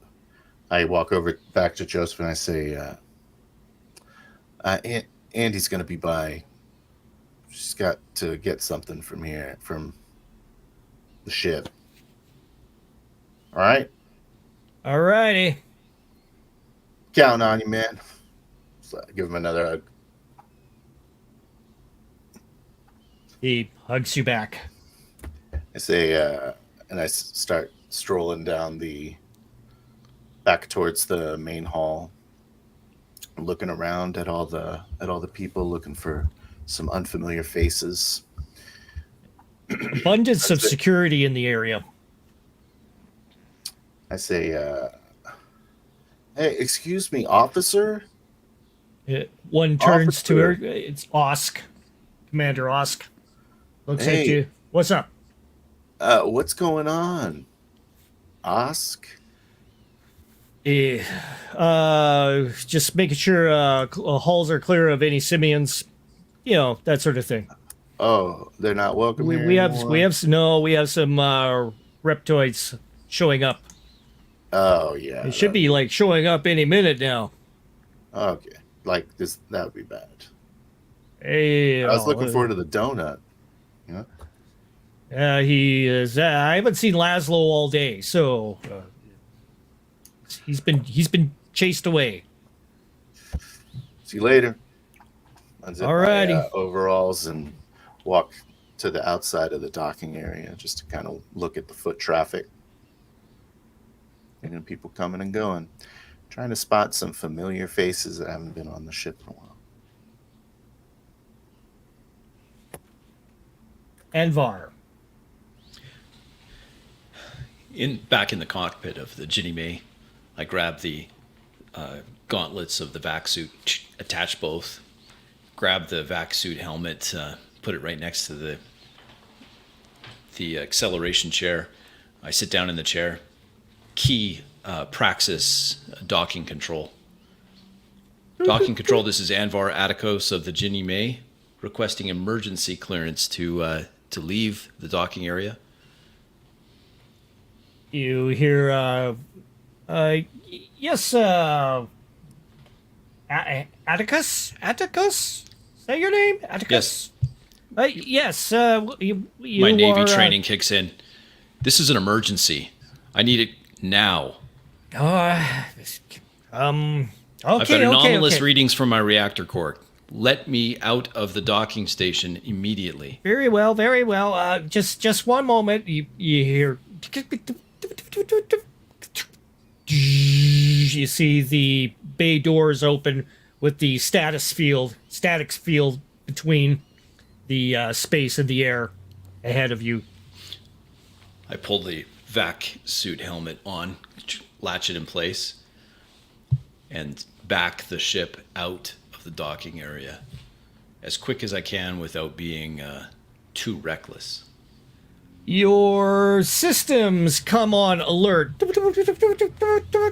It's showing a anomaly off in the distance, very far. Well, that's no good. Tracking indicators are crossing paths. That's no good at all. As soon as I meet minimum distance away from the station for a burn, I hit the main engines, light them up, put some distance between the anomaly and myself, put the station in between the anomaly and myself. As the ship accelerates away, I get up from the couch, go to the airlock, open it up, spacewalk around, having tethered myself to the ship, punch open the hidden panel to open up the bomb bay doors. I hit a few latches to detach the torpedo-shaped cold storage container of my passenger, and with some difficulty, taking as much time as I can, now that the burn is over, I pull that back to the cockpit area, then repressurize. It's pretty tight, but this is a bomber. I have a crew of 4. I can get it in just barely. I wait for the cockpit to pressurize. I take off the vac suit helmet, pull out my snub pistol, and then I key in the code to open up the cold storage. I've got some questions for my passenger. I wait for him to, the pod unseals. There's a little bit of mist that comes out as it hinges open. There's a man laying there. Wake up, Cornell. I've got some questions. See, the man coughs, breathes. His eyes open up, looking around. Where am I? Where am I? Well, you're about 70 kilometers away from Praxis Station. I keep the snub pistol leveled right at him. He's like, what are you up look, to? he's You gave me bad information. You told me I was to meet this guy. I raised my wrist comp. You see that? He didn't know who I was coming. He looks. He goes, wait a second. Wait. He looks it over. Yeah. Wait. Did you get a reply from our contact? No, I heard from no one, and I'm pretty sure that they. He's rubbing his eyes. He's just like, from. He is. I don't know if you've ever been put under, but holy moly, what a migraine! He says. More than I'd like to admit. I lean forward, the snub pistol coming up. Wait. Hey, You've got buddy. 30 seconds to tell me what you and your buddies are up to. Well, we're just we're just having a meeting. I just got some friends that are coming through, and A meeting about what, Cornell? our future. When you say our, Things about what our exactly future. do you mean? You know, says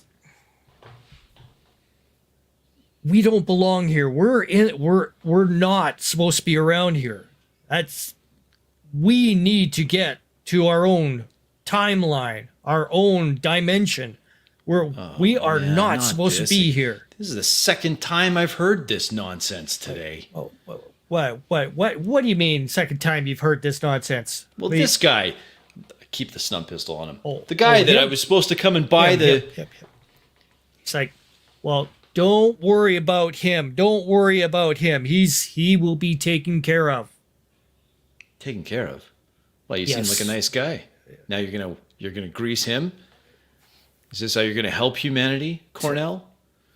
That man, With he one says, hand, hey, I reach hey, over. and he I is grab part my of. vac suit helmet and Do you know who that man is? Have you Now- heard of him? speaking to him through the speaker on the helmet. No, you tell me. Who is he? Okay. So he is the leader of a cult himself. Oh man, I He is hate known. getting involved with you stupid cultists.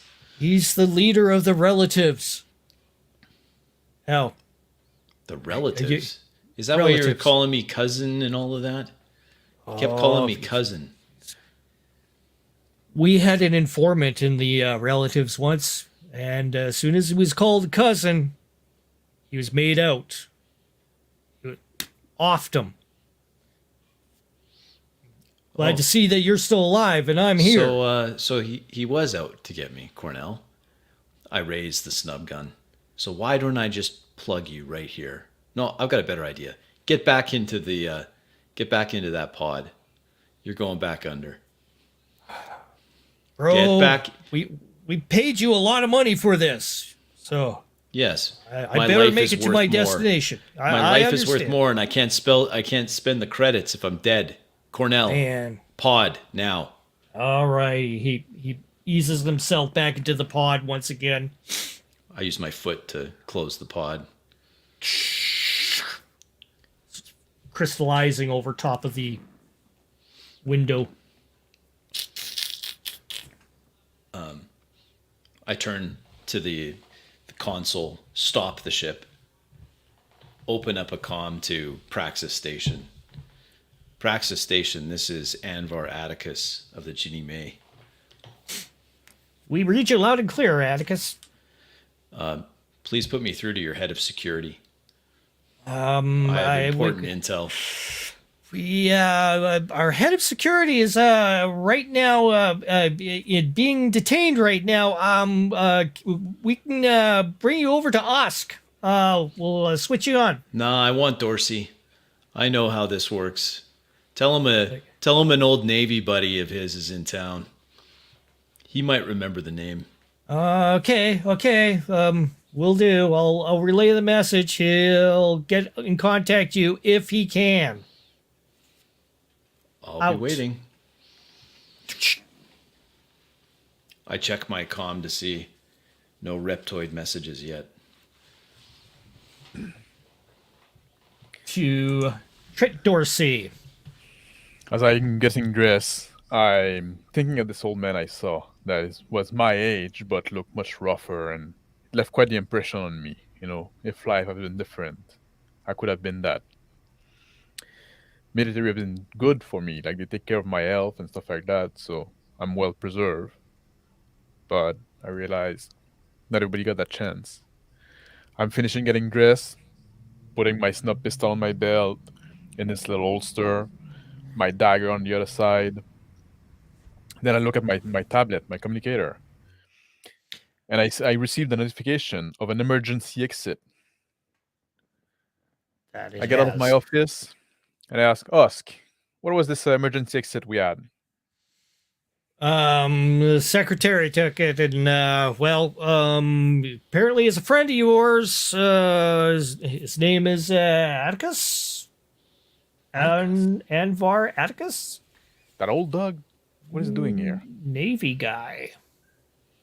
What did he say? Yeah, he's got his FSX 14. It's out there. He goes ahead and shows you the plot coordinates on the screen. Yeah, that's his ship over there. He's just outside. He he's left the the one- station. Is the one that left with emergency exit? That is true. That cannot be good. Raise the with this anomaly coming on, the ambassador. Ambassador should be arriving like any second here. We've got we have his shuttle right here. He indicates on the interface. It's just Raise starting security to level. Raise security level of the station to orange. very well, sir. No more emergency exit. Well, if there's more emergency exit, keep a track on the ship leaving. Very well, sir. Pass me through Atticus.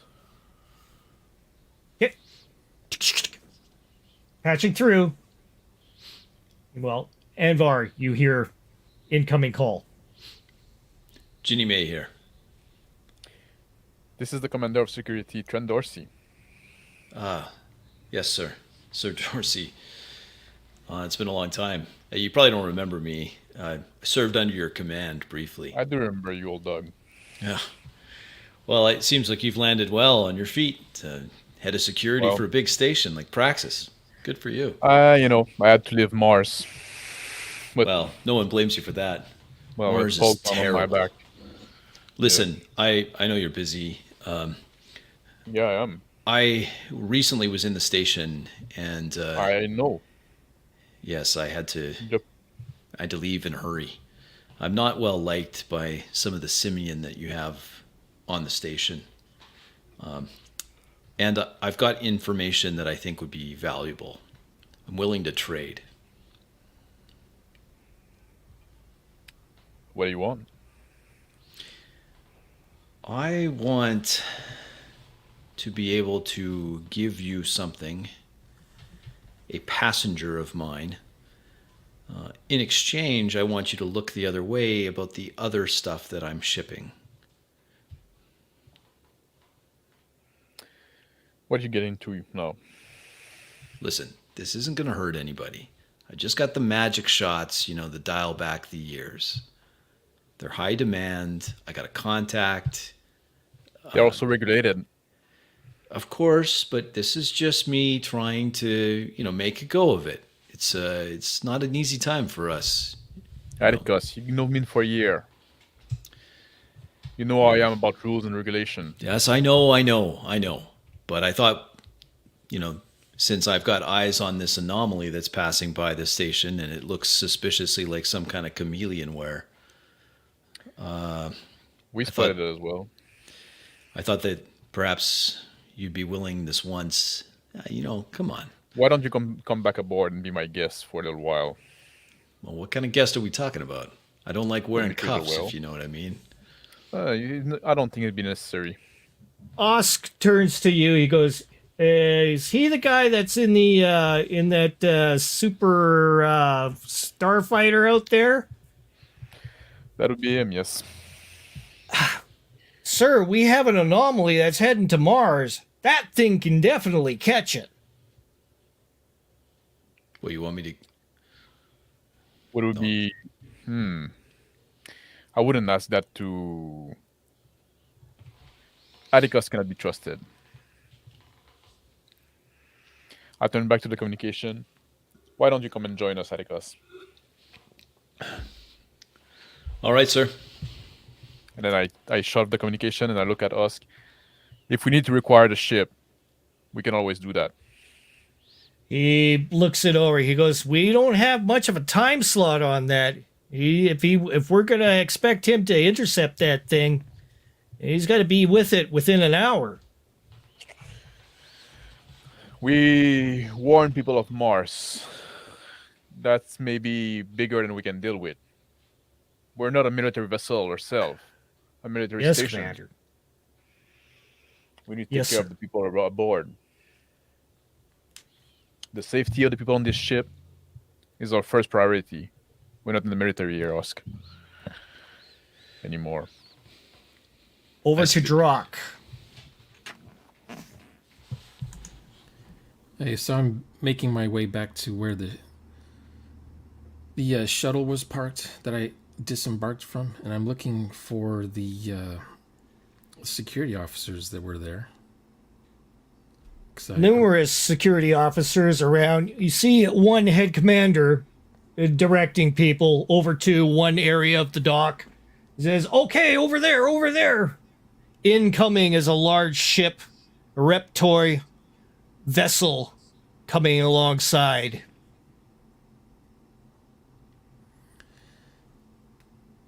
I tap the guy on the shoulder from behind, and I say, "Excuse turns me, I'm looking for Dorsey.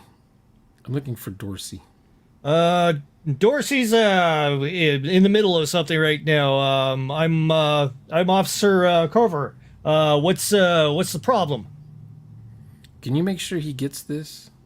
And I pull out this little microfiche thing, and I hand it to the guy. He looks at it. Make sure he views that. Alrighty. Thank you, old man. I'll see you later. He nods to you and he starts reorganizing his men as the shuttle comes in and starts mounting towards the airlock. And I mumble something about just make sure he gets that. He shakes his head. Yep. And he continues on. He starts communicating. I start walking back to my house.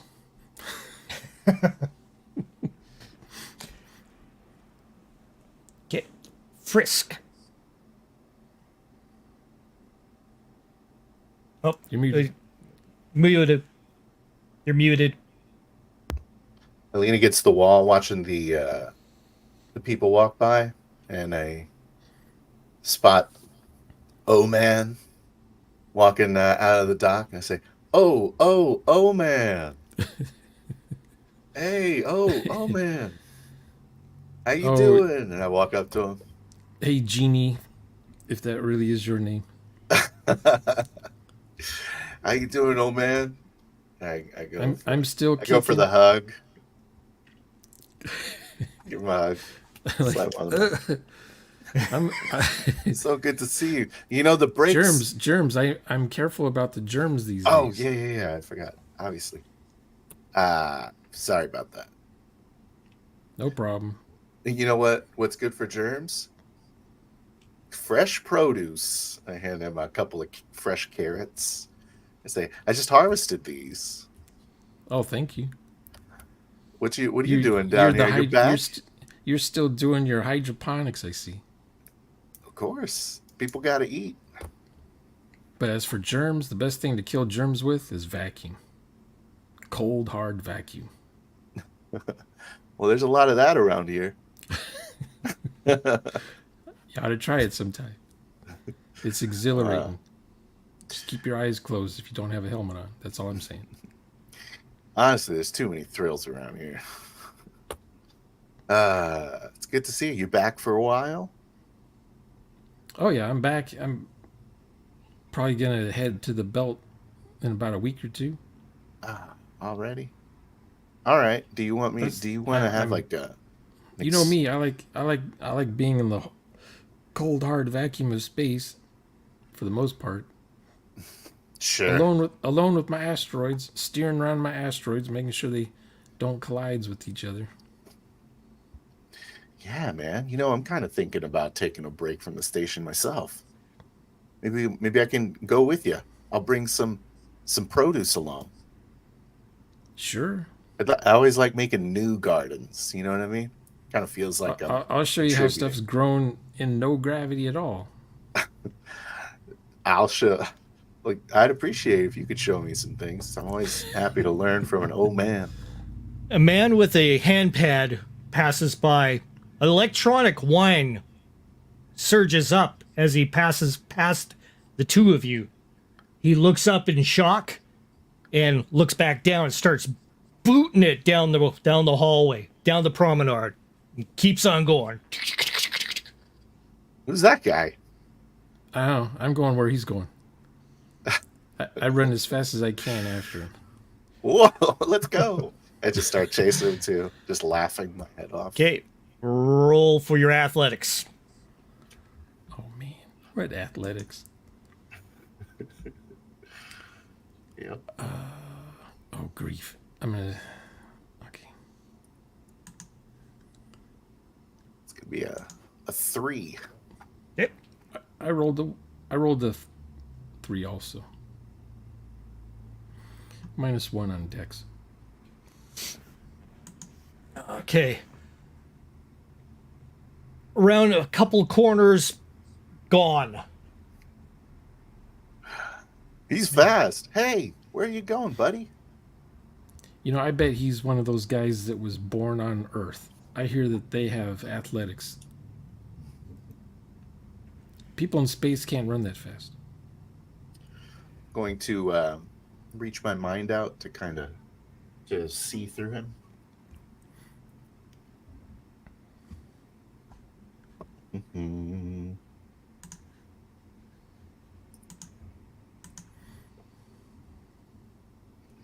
Successfully. So I enter through his and begin to see through his eyes. Through his eyes, you see him reach up to a communicator, start pressing some buttons. Spotted. He's here. Confirmed. Shows a digitized version of you on his console, on his wrist. Just like jogging along and say, I'm pretty sure it's this way, Drac. Just like continuing to follow the path that man is taking. I'm just walking at this point. Out of Trent. breath. Trent Dorsey. I lose my breath too, and I begin to walk with him, just kind of casually strolling on the path that he was taking. As I'm about to leave the security center, I make a call to Carver. Carver, this is Dorsey. Before you hit the Culver, you see a blip, and Culver shows up. He's like, sir, here, I have something for you. He sends you a packet. Starts uploading to your... what is that, Carver? It's a security feed. Security feed? From where? From one of the little detours off the promenade. Section 9. He What's shows happening? I play just look at the feed. I play it. Feed shows 4 men looking familiar to what you've seen before, disembarking from the shuttle from when you met Oman. And you see another person approach, hands over a briefcase to them. They look around and they nod to each other, and then they separate. The 4 men going one way with the briefcase, the other walking away. Carver, you watch the feed yourself? Just looks like some sort of pass off of something. Not sure. Looks suspicious to me. Those men, I think they didn't disembark from the... Look at the record from this shuttle that we just received. They matched the 4 of them that disembarked the shuttle just earlier when you send men introduced to the protocols. location they register as where they would stay? Yes, sir. Yep, sending it now. How are the rerouting of the Simian? Did that cause any kind of commotion, any trouble? Did they protest in some way? No, they we told them that there's a couple of them that got a little angry and antsy, but they're okay. They're okay. Did they know why? Did they get No. We weren't going to divulge that information. Let's keep it that way. Yes, sir. I'm out. I need to go to Baglos. I turn off the communicator.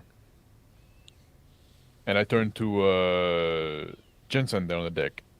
I said, Jensen, send some men to escort the Reptoid. Make sure there's treated as an honored guest, but also as somebody suspicious, right? You Yes, get sir. What I mean? Got you. Same thing with Atticus. Bring Atticus. Find available room near Baglos, and notify me when he's there. I'll go talk to him, see what he wants. Yes, sir. Right away, sir. He goes ahead and makes the arrangements. And You better get moving there, sir. I fix It's my almost time uniform for and I you. head to Baglos. I'm hurrying up a bit, but still dignified.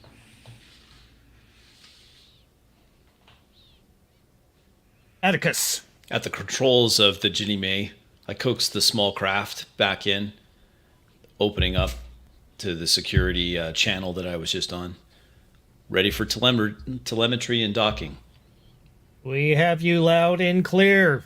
Opening up bay door number 7 this time. Roger that. I coax the ship back into the bay by hand this time. I turn back, look at the torpedo-shaped cold storage. Oh, man. When it rains, it pours. Once the docking is complete, I take off the vac suit, put on another somewhat clean, sort of clean pair of clothes, tuck the snub pistol into my holster, wait for the greeting party to arrive. The doors in from the bay open up. You see security personnel approach. This is going to be bad. I look over my old faded Navy uniform. All the patches removed, of course. I open the cockpit airlock. I motion to the security staff. I've got something here for your commander, Trent Dorsey. You'll need a couple men to now that we're under gravity, we're going to need a couple men to carry this. He's going to want to see what's inside.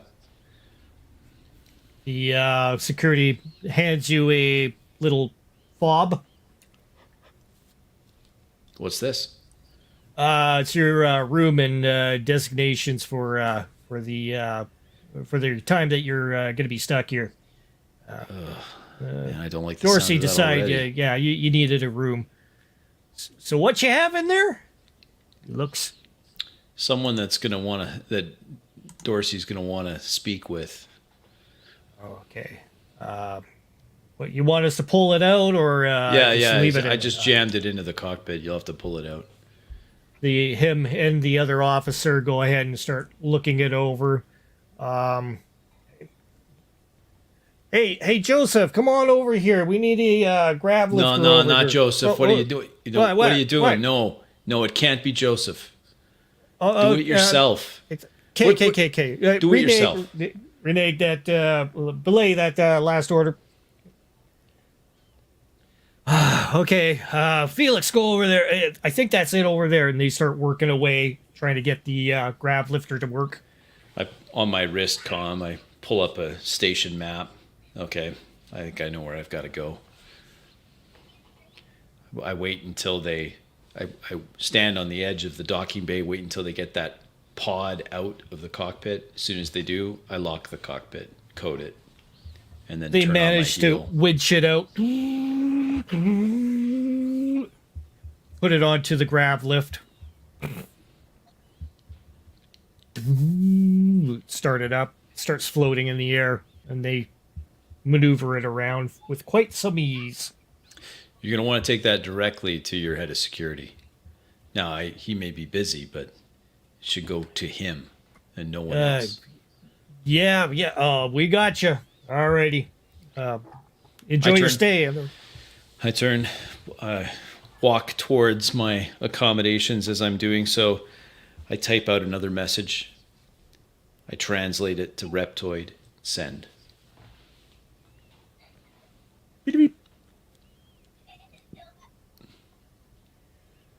Back to Drac and Genie Fricks. Sending a message on my communicator into a specific group thread that says La Familia. And I say board game night on the East Inner Ring. Gonna need some players. And start making my way towards I say, I think you went this way, Jack. You've been here. I kind of got used to this place. There's only one place it could really be. What do you know about him, Drac? Well, I finally catch up with him, and I have no idea who that guy was, but I thought, to be honest, I thought he was gonna warn us about a decompression on the deck that we were on. So when he ran one direction, I thought I'd follow him. Oh I didn't know if he yeah, was. I didn't know if he was maintenance or what. I it's couldn't like tell from his one uniform. of those fight or flight things. When people start running, you run with them. 'Cause I they know seem to better know- than they- to not if a trust ship's gonna your. blow up, Yeah. you want to run the direction everyone else is running. Yeah, I guess. Unless it's off a bridge or something. Isn't that like another saying? I don't know anything about bridges, but I know a lot about spaceships. Yeah. They used to have these rivers on Earth. They probably still do, but like to get over them, they'd have these bridges, and you could like walk across the river so you wouldn't get your feet wet. Well, that's good. Because Footfalls in the corridor ahead. 4 shadows appear on the walls and start getting closer and larger. I'm gonna see who they are with my mind. It's gonna shut my eyes a little bit.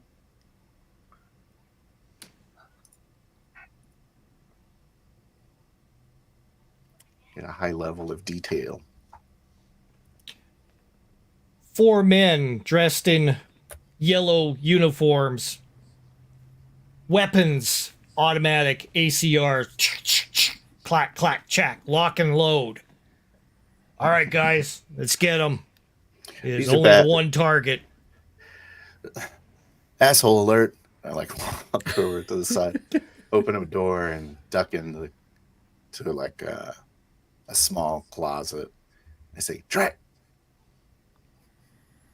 Okay, so I slowly follow him. I'm still catching my breath, but I'm keeping up. I get to the door in time. Close it. Still monitoring the situation. I don't think anyone saw us. What are we doing? You ever in here? heard of the what's it called? It's like this cult. They wear like yellow, and they're like black holes. Some of the black holes. I don't know. This seems like a death cult or something. Footfalls outside of the door. Clump, clump, clump, clump, clump. And they go off into the distance. Crazy. We almost Alright. died. Never been in a cult before. Yeah. Are they friends of yours? Nah. They want to kill us. I think they want to kill everybody, but isn't that what like doomsday cults? Oh, I don't know. I'd have to check the news on that. Yeah. I've been on Mars for about a month or two, so I don't know. Don't know what's been happening on the space station since I've been gone. Well, they're not. Those guys aren't really around. I just heard they were coming in on a ship or something. So, when did you get here?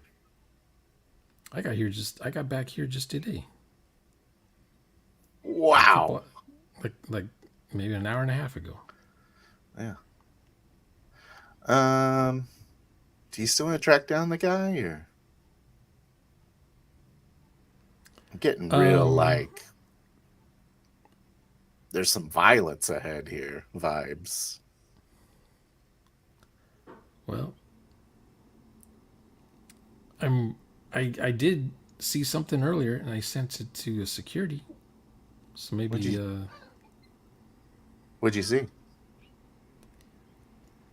some guys, I don't know what they were. It was in the dark, but I gave it to Dorsey's party. Yeah. Maybe we'll see some Smart. fireworks.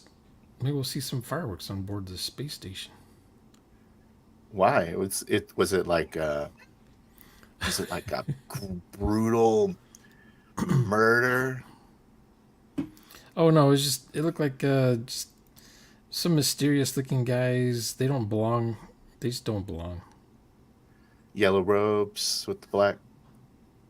Hard to tell. It was dark. They were passing a briefcase back and forth or something. Briefcase passers. But I No noticed good.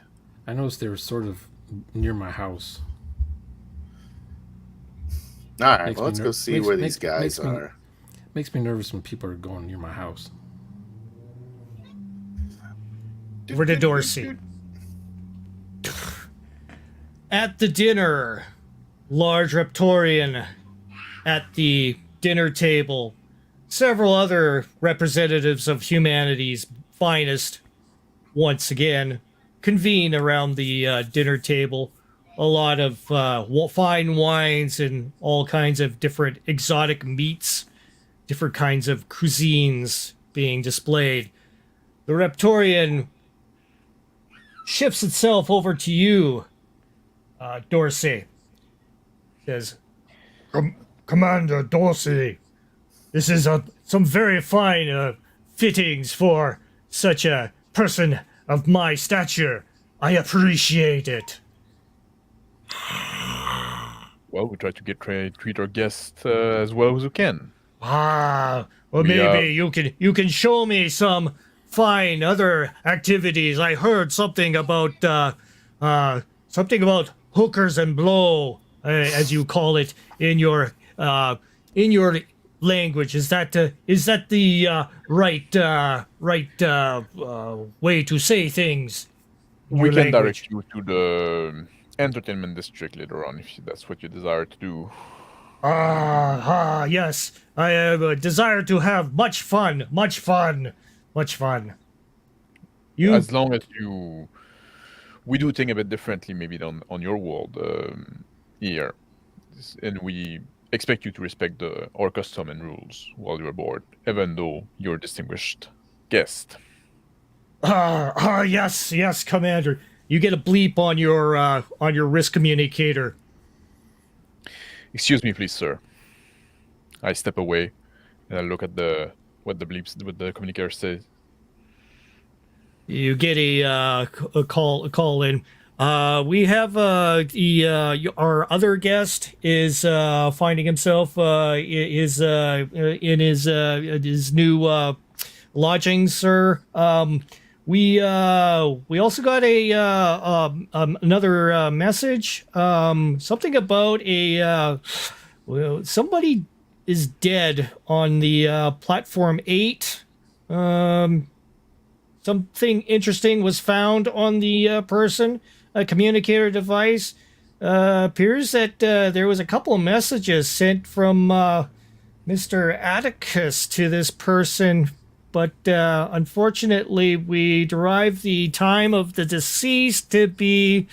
He never got these messages, sir. And Atticus, can you transfer me those messages? You want... Sure, yep. Here you go, sir. It's coming in. Appears on your Thank you. communication. Bloop, bloop. Can you send a message to all men that are on rest, that rest is cancelled. I need everybody on the force now. This day is turning into a shit show. I want everybody ready. Yes, we'll have arrangements there, sir. And send me the coordinate of the where you put Atticus. I'll go meet him. So, there you go, sir. It's should have it right now. Blip, blip. All right, I hang up. I go back to the Reptorian ambassador and say, like, "Sir, if you excuse me, I'll have to leave for a few moments. I'm sure the other people around are gonna be great company for you, better than this old Yes, Commander man. Dorsey. Good to meet you. He pulls his big, massive paw towards you to shake your hand. And I shake it respectfully. Then I And, stand tall. I turn around, and I leave toward the room nearby that Atticus has been put in. As you do that, another message comes through. Oh, this day never gonna end. Yes, what's now? Sir, we have a package here. We're supposed to deliver it directly to you, Appears to be it's a cold chamber. It's got a body in it. Where you got the package from? Atticus.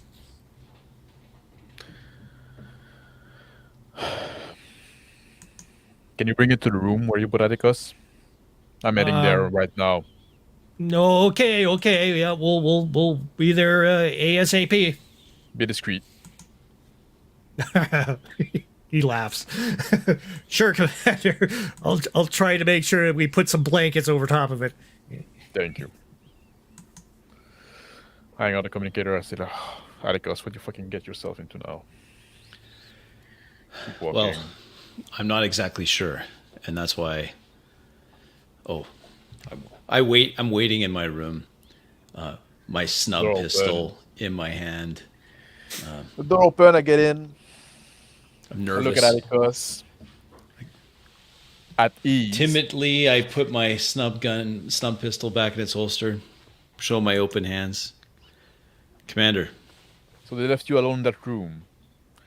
Security Yeah. in that fucking station need to be fixed. Yeah. Well, it seems like quite a messy day. For you and for me. I feel like my messy day is linked to yours somehow. I got that feeling too. That's why I reached out. Instead of just burning to Mars. A knock comes onto the door. We'll go back to Drac and Jeannie.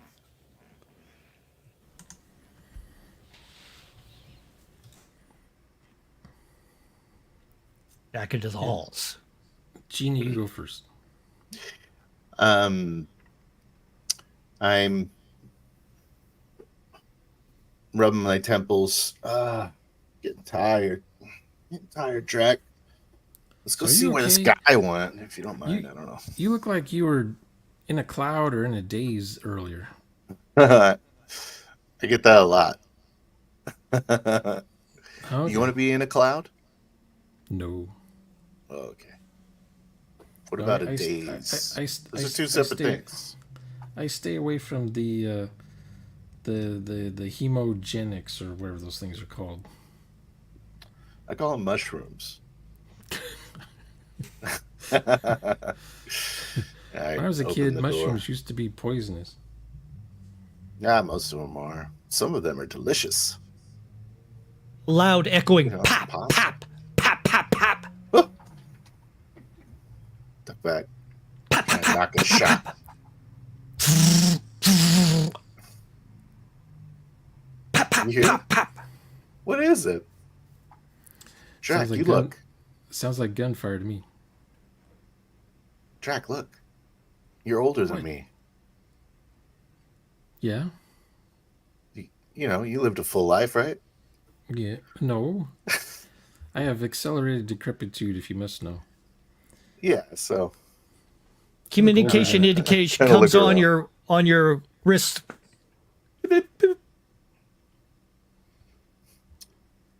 hello?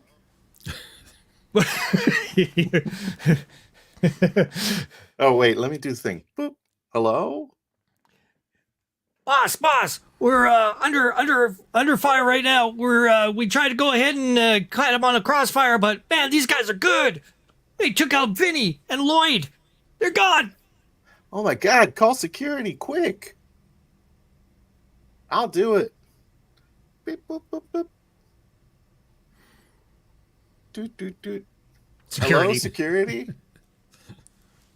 There's Please. live gunfire out here on the promenade. Get here quick. There's some crazy Where yellow are you? robed Where are you? maniacs. What's your location?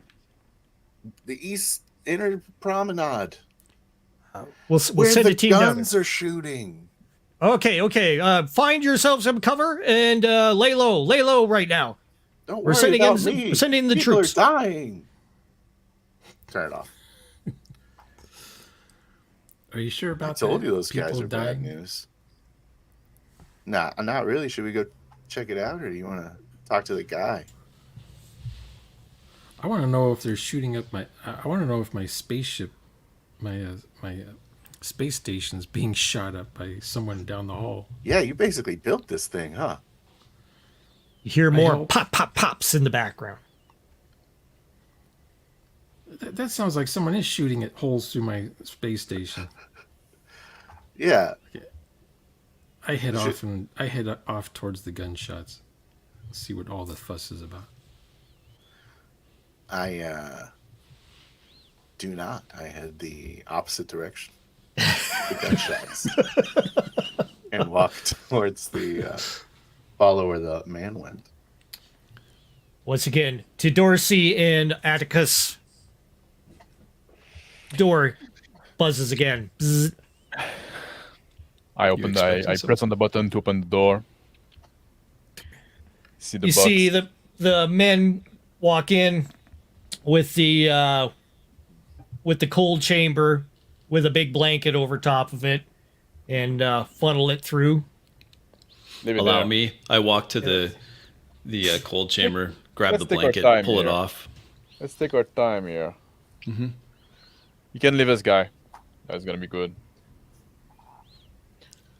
This guy, his name's Cornell, paid me a lot of credits to get Cornell. him. Yeah, Cornell's his name. I know. His Yeah. parents didn't like him either. But he paid me a lot of credits to smuggle him into Praxis. It's like I think Cornell, he- like Black Hole's son, Cornell. Yeah, that one. Yeah. I get had into some now, dealing with them in the past. I thought they were just harmless, but now I'm not so sure. Times are tough for you on Var. Yeah, but it's been rough, man. It's been rough. Could use I'm a man. sorry, Could use a Commander. guy like I'm you sorry, here. Commander. Well, I'm not your commander anymore. Yeah, old habits. But if you want me to be, I could use a man like you. You've always been capable. Seen your ship. I've seen the kind of fucking shit you're running now. Yep. Smuggling Well. people now? Not my normal cargo, Commander. But, the ship needs a lot of repairs. It's hard to keep her Why don't you- flying. Don't you want like a cushy, like why do you not get a cushy job on the station like that? Like, God, it's just too many people. I kind of like the solitude of the Ginny May. Today is It kind of a suits me crazy well. day, but normally it's pretty quiet when you're not around. Could fool me. One of your orange suit mechanic guys, I'm pretty sure put a hit out on me. And I just learned that there's a simian in this on station that absolutely wants me dead. Well, if there's a I've been bunch of trying to people wanting you contact dead, a contact of mine. And it's odd. He hasn't been responding. trying to contact who? I mean, you're going to find out anyway. I may as well tell you. Look, I've been trying to pull the risk comp off and pass it to him. You'll see my messages there. Just, I've been, this warlord that he'd come in, that's where I'm getting the anagathics, those de-aging shots. I'm getting them from him. Yeah. I did some work for him a while back, and now he's my Now you're source. smuggling people and drugs. Mostly drugs, to be fair. The people thing is new. And frankly, No, I don't have a taste for it. He's not the only one you've tried to contact, right? I pulled my Well- communicator up. No, that's the one, yeah. I've been trying to contact him. He's supposed to relay the messages over to the warlord. I got those messages. What did the, I what can did the guess. what did the security can men guess. look up at their wrist and they're like, "Sir, we have gunfire on section 9." Are people been dispatched? Yes, Gunfire? we do, but thought you should know about it.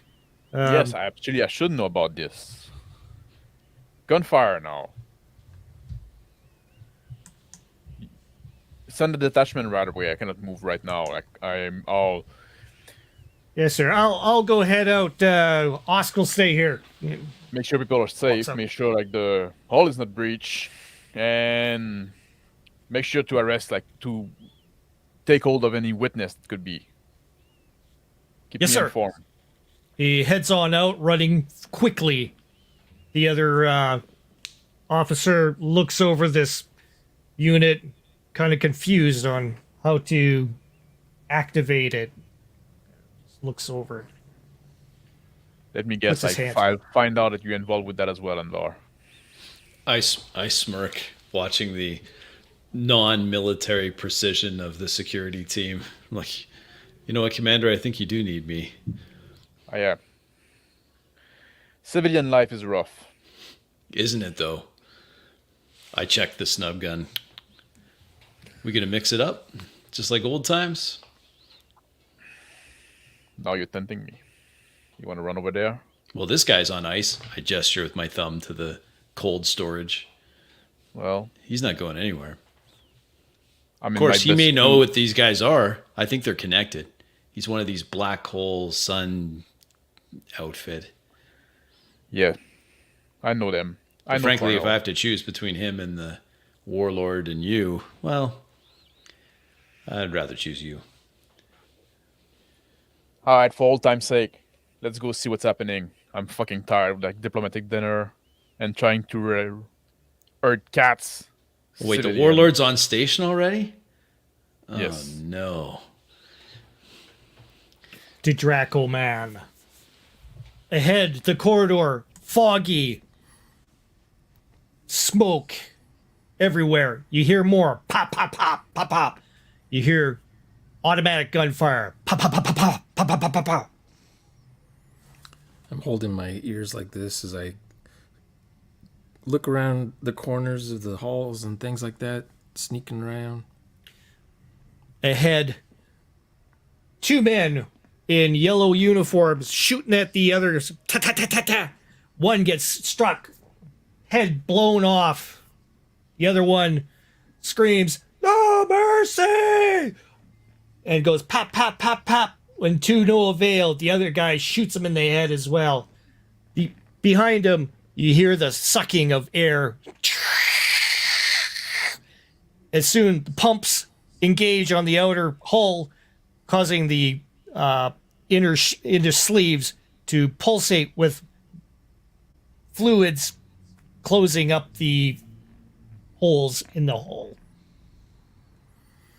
And when I hear that, I go, whew, and I start walking back the other direction, back to my house, relieved that something I designed 30 years ago still works on board the space station.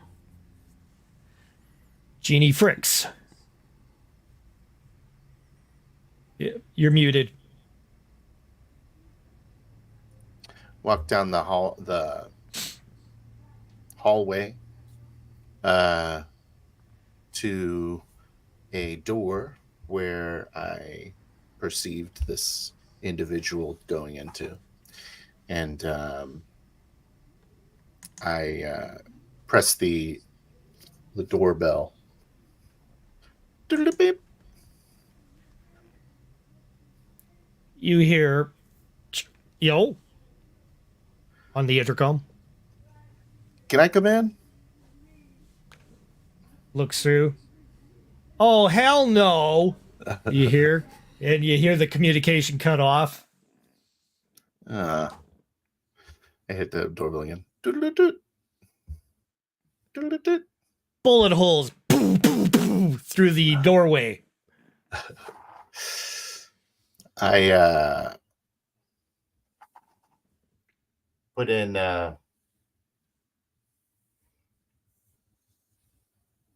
extend my my thoughts into the room and imprint a feeling of hopelessness on the person inside. Roll.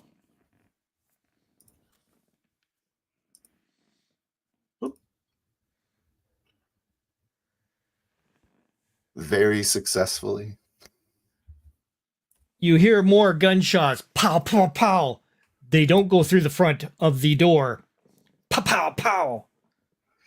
I peek an eye into one of the bullet holes and I say, "You better open the door." You see him like putting the gun to his head.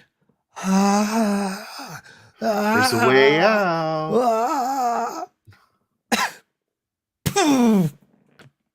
Oh man. And I'm like, I look through the hole to look and see what else is in there. Looking for any. I spot a briefcase I go, ooh. And begin to work on the... I'm sorry.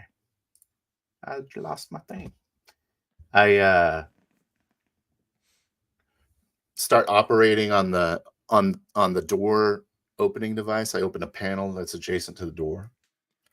We can pull out some of my mechanic tools and start to work on engaging the manual opening. It's easy for you. And I Open. walk in. You see the room, briefcase on the floor, man, brains spilling out, snub pistol beside him. That's so sad. I walk over, take his pistol, put it in the back of my coveralls, and then grab the briefcase and I start walking out the door, whistling to myself as I make my way towards my quarters. To Trent Dorsey. Advar, you feel like getting shot at for old time's sake? Not dressed like this. This is just my old Navy uniform. You got anything better? That's gonna be just all right. I guess if we're gonna die in wearing anything, it may as well be the old navy blue. Let's head out. Get up. I head toward the door. I take my communication. This is I call the security desk. This is Commander Dorsey. I'm heading to the East Ring Promenade for where the shooting was. I'll go there with Atticus. Consider him deputized. Hey, right on. What's the benefits like? You're not getting arrested right away. Well, I'll take it. I follow him Security? behind. There's a box that you've brought to Atticus' room. Bring it to the Briggs. We're gonna head there afterward. Roger that. That's optimistic. This is Lieutenant Commander Janice. Yes. We are reaching the apex of the where we could possibly intercept the unknowns heading to Mars.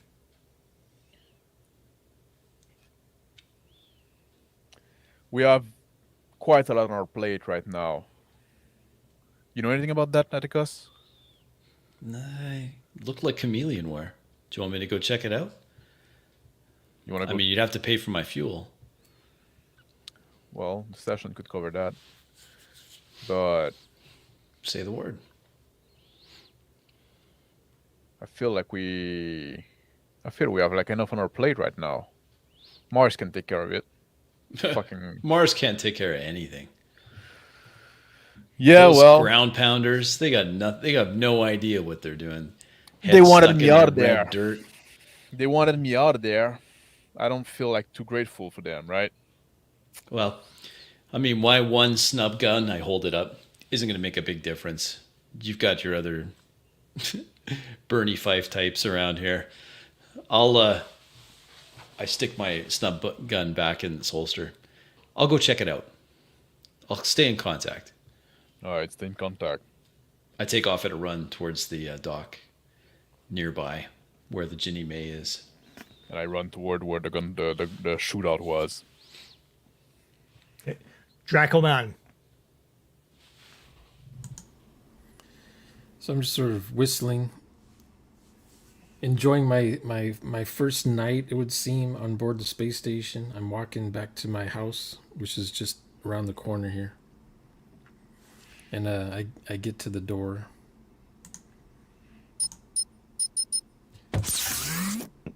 And I step inside.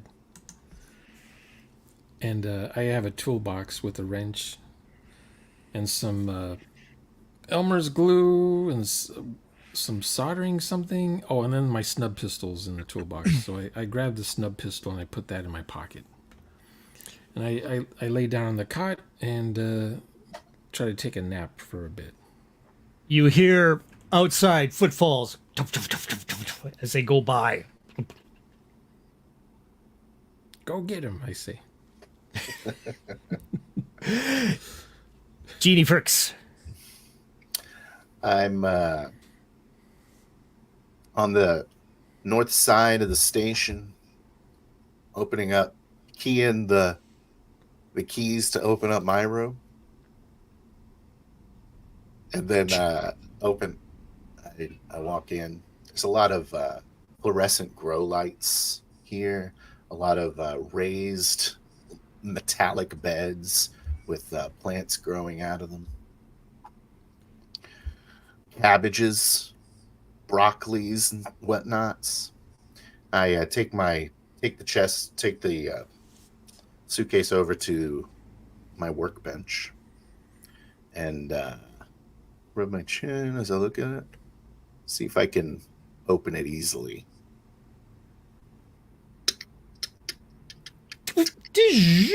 Opens. I go kind of cover myself. And I walk up to it, take a look inside.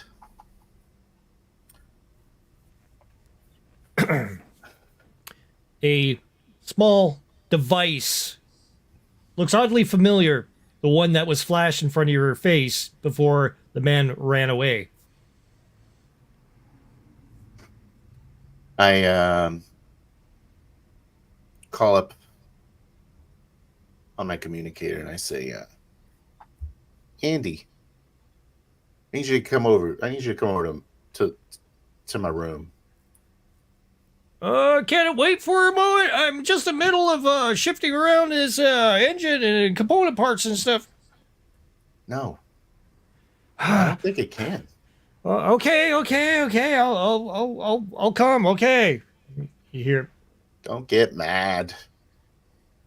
I know. Just get even. Well, okay. Click. No, don't get even either.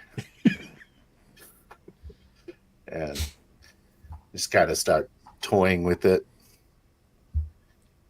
It comes on, showing a grid. The last face scan, yours. ID matches. Bunch of biometrics come up. I can scroll down to the notes section. Yeah. Wanted dead. 100,000 credits. Aw. I delete it. And it doesn't work. And I scroll through some other people, see if I recognize any other names. Two others show up. One of a reptilian form of a face that you can see. The other high-end commander, mustache. I'd go up to his name and his notes as well.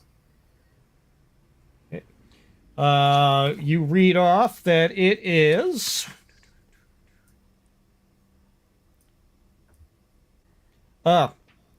Nadia Andrusen, officer, Navy. 500,000 credits. Whoa. I'm just kind of playing with it until Andy gets here. Okay. And back to Trent. So I'm running toward the where the shooting was reported, and I'm, despite my old age, with the enhanced mobility, I'm moving pretty fast with the augmented. You're hearing reports. One down. Going for this crossfire. I'm pulling my snub gun, moving there. Now I start slowing down a bit. I crouch down. I approach where the gunfire are. You see two of your security officers up ahead, crouched down behind large containers, gunfire erupting around them. As soon as they're breaking the gunfire, I run to join them. Okay. Atticus. What's the status? Atticus. At a full sprint, I'm into the hangar. Rush up as I'm running. On the wrist comp, I punch open the access code so the ship starts opening up. I scramble up the ladder into the acceleration couch, grabbing my vac suit where I left it. Don't have time to put it on now. I start punching the exit request in over to Praxis Control. I need a immediate departure. Chasing after that anomaly on behest of Commander 𝙏𝙍𝘼𝙑𝙀𝙍. He's going to be busy. You can certainly check with him, but I'm on his orders. Request confirmed. You're on your way there, deputize. I punch in Advar, the exit Atticus. protocol to back the ship out of the hangar. While I do that, I start pulling on the vac suit. Back at the action once again. Trent 𝙏𝙍𝘼. You see your men being shot at. They are bracing themselves up against. There's 3 of them up ahead there, sir. They got automatic weapons, ACRs. Fuck, we need to ramp up this. Welcome, civilian. They got those kind of weapon here. I quickly go off over the cover, take aim, take a shot at the first guy I see. Roll. You get a +1 for the aim. That's 6. The shot rings proud, ricochets off of one of the containers. The man pops around and starts firing back. Pop, pop, pop, pop, pop, pop, pop. Automatic fire comes across to you. You hear the shells go rocketing over top of you, hitting the bulkheads behind you. Poo, poo, poo, poo. Your other officer fires. We have more Pow, people pow, in pow. there. Once again, missing. Pow, pow, pow. Pew, pew, pew. We need to get more. Where's the officer? Is that all the people we have? We only got 3 here. We got everybody on the delegates, and we got people sweeping around for the simians just in case. Forget the Simian. Call more people here. Okay. We got a code red. And I'll pop over again for another shot. And I just too fast. Zing, I'm missed by a zing. mile. They fire back. Poo, poo, poo. That one hits. Bitch.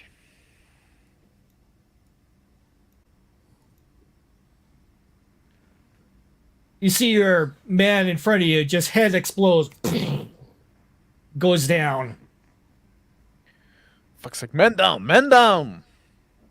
The other guy reaches down to go ahead and grab him, starts putting pressure on the wound, trying to sop up the blood. And he's going, Fake oh, cover. no, There's no point anymore. Squirting out from his fingers. Ah! I look at the weapon that the man that just got shot had. Well, submachine gun. And I grab it. Put my snub pistol away. Another shot rings overhead. Click, click. Damn it! You hear a man swearing over at the other side. Yeah, and I'll try to, when the firing stop, I pop over, and I'll stay over a little more, taking my time to aim. You see him ejecting his rounds, grabs another magazine, starts trying to fire it in. And then I take a shot. Roll. That'd be 9. Roll damage. How much is that for this gun? 3d6. 16. Pa, pa, pa, pa. He goes down. get back to cover. Say like, we got one. He goes, "There's got to be at least 3 of them over there." And he Take your puts shot. he grabs his gun. His hand is all wet with blood. Stands up and gets ready to brace the fire. Genie Fricks.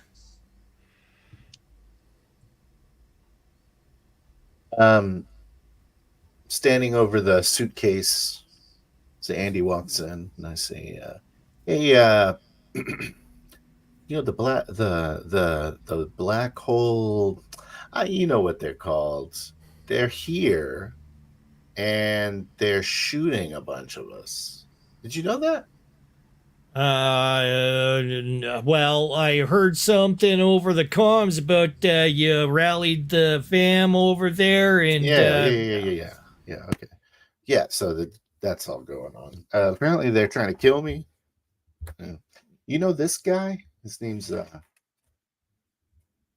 Nedja Anderson. Here, this picture. He's got a crazy mustache. he looks at, no, that's not it. You mean this? Flicks it up. Anderson, female commander. Is that a female? Jeez. Yeah. No, this one up here, he scrolls it up. That's I don't recognize that guy, but Adrian, yeah, he's part of Mars military. She's part of Mars military. Yes. All right. Okay, so not on the station then. Oh no, she is. She's meeting the delegate on with the Reptarian. Oh, okay. Should we tell them that they're gonna die soon? You think that gets us anything? He shrugs. I don't know. What's the plan? I don't know. Black hole guys here want him dead, so I guess we gotta not want him dead. Isn't that the rule? The enemy of your... Sure. What is it? Hold on a second. I walked over. I grabbed like a piece of lettuce. Back to Draco, man.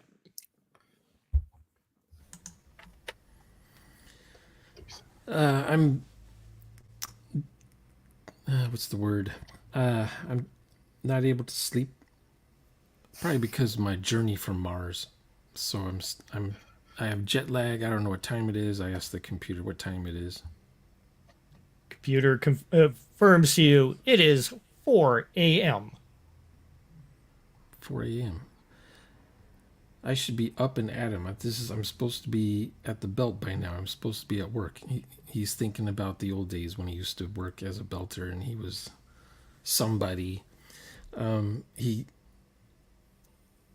double checks that he's got his snub pistol in his pocket and he heads out the door. Out, the corridor is clear. No signs of anyone. Empty hallway. In the distance, you hear pop, pop, pop, pop, pop. Oh, they're shooting at my space station again. Damn it. And I do this weird sniffing thing, like that helps me determine if the air pressure is going bye-bye or not. He walks towards the noise, fearing for the worst that what's happening to his ship. Several people run by screaming, "Ah!" Just a woman and a man freaking out. They just run past me. I'm just mono vision ahead, and I pull my snub pistol out and I pretend I'm doing this with it. I don't know how to use guns or nothing. I know it has one bullet left at least. And I'm just walking like the Joker and the Batman, just down the corridor in the darkness, looking for any kind of shadows or anything. Rat ahead. Station.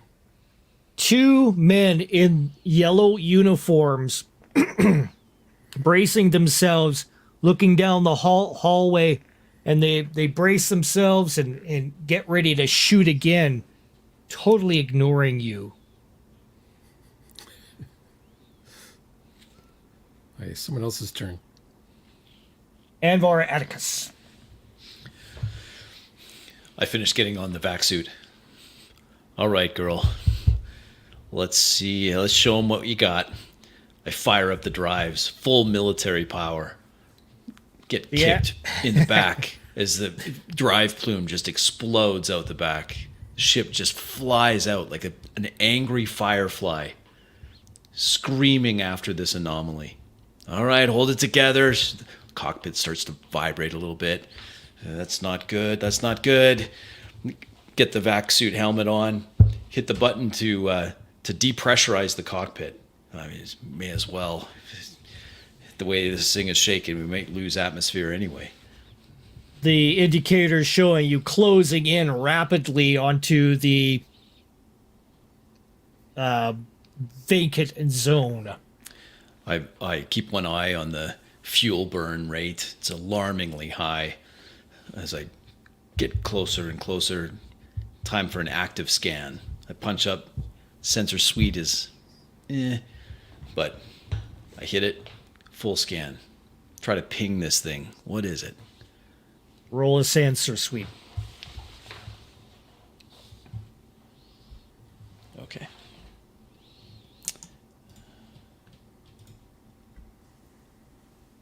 Ah, yeah. Success. It's your little trick in the military. Probes through 2 vessels, both reptilian. What in the world? 2 vessels or reptilian. I burst it back to Praxis Station. Key in the computer, looking for the IFF codes, any kind of ident to get a feel for Indicating what kind of vessels they are. indicating a scout ship type. 2 of them, identical. No weapons on board. However, the scan is also indicating a high yield weapon within each of the cargo bays. I quickly communicate that back to Praxis Station. Attention, Commander Dorsey. It looks like these are 2 weaponized scout ships. High yield weapons. And after I send that, confirm weapons free, I take the masking tape with the big no exclamation mark. I peel that off the desk or the pilot console. Hit the button. There's some angry whirring underneath my feet as the decommissioned fighter bomber suddenly becomes recommissioned. My one ace in the hole out from the underneath the vessel. Got 1 shot. It's locked on. I hover my finger right over the button to engage, waiting for confirmation from Praxis Station. Trent Dorsey. Yes. Communication comes through. Sir, we have a feed from Anvar from outside. He's got a eyes on the prize, so to speak. Patch him Showing through. we have 2 scout ships, and I'll let you patch through. Commander, Pilot ship? Yeah, I've got 2 scout ships, both unarmed. However, I'm getting high readings of some very high yield warheads in their cargo holds. I can't think of any good reason why they'd be burning this fast to Mars with those warheads disguised. We don't get yourself killed and don't start a war. Bullets rip by your head. I mean, there's something here. I'm going to try to close, see if I can dock with one of them. I'll let you do it, man. I just try to contact Mars. Roger that. over to Genie Fricks. I say, Andy, why don't you? I'm in my room still. I tell Andy, why don't you see what else you can get off of this thing? I know you're the computer expert. I'm gonna make my way over to the. Where's the Simeon guys? What do you know? What part of the station they're in? Well, they're in section 1. I'll get All right. on this right away, dear. Starts All right. working on. I walk over to one corner of my room, climb up a bookshelf, and then pop a hatch that's up in that corner and climb up into it, and start making my way towards section 1. Dracomon. So I'm walking down the hallway, the corridors, and I see the guy dressed in yellow. He's got a 2 of shotgun. them. 2 guys. They're shooting at something? They're shooting away from you. It's hard to tell. But I notice on the wall nearby them is a big old pressure tank. And it's a pressure tank that I remember telling people you should never shoot at these things because they'll blow up and just fill the whole corridor with fire. And I'm debating if I should shoot with my snub pistol at the thing. It's like these yellow guys are shooting at my space station. I just have one bullet in my gun, and I'm gonna take them all out using. Anyway, so I shoot at the pressurized gas tank there. Make the roll. Okay. I have jack of all trades. That's the only thing I have going. So it's basically cancels. Let's see. It's still going to be a -3. Okay, Yep. Here we go.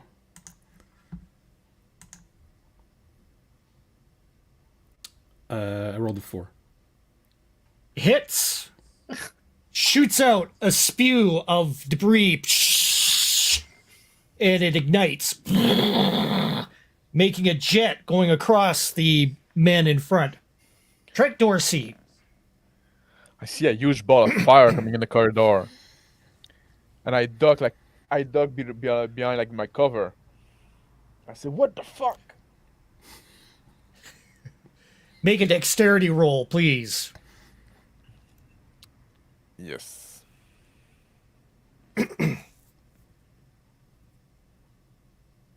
4. Can I use my athletics?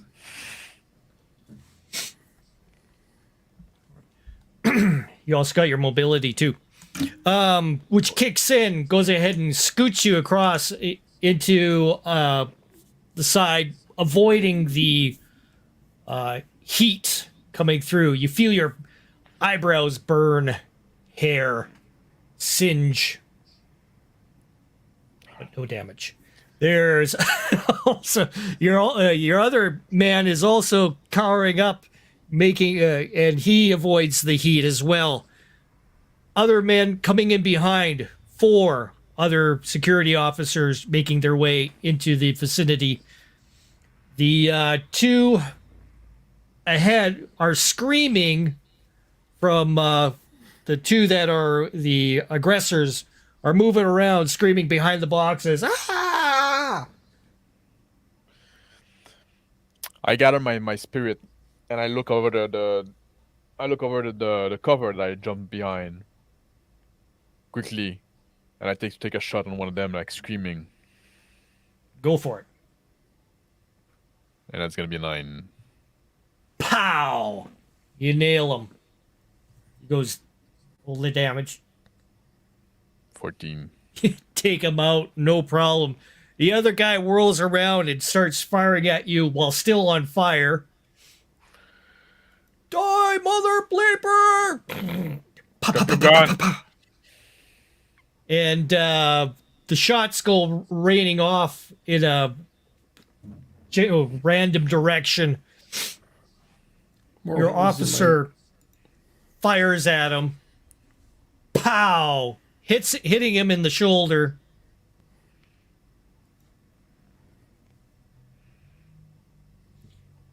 and he goes down, but he starts crawling on the floor. Dracomon. I pick up a piece of metal that was holding the canister, the pressure thing onto the wall, and it's almost like a machete knife thing. And I come up behind one of the yellow guys. He doesn't know I'm coming up behind him yet. My plan is to stab him or cut his suit or something. I want to find out what the heck these guys are.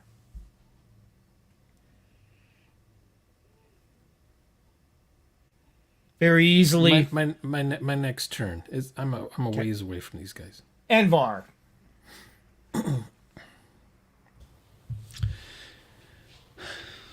Burning even hotter on those engines, I close the distance between me and the one of the two scout ships.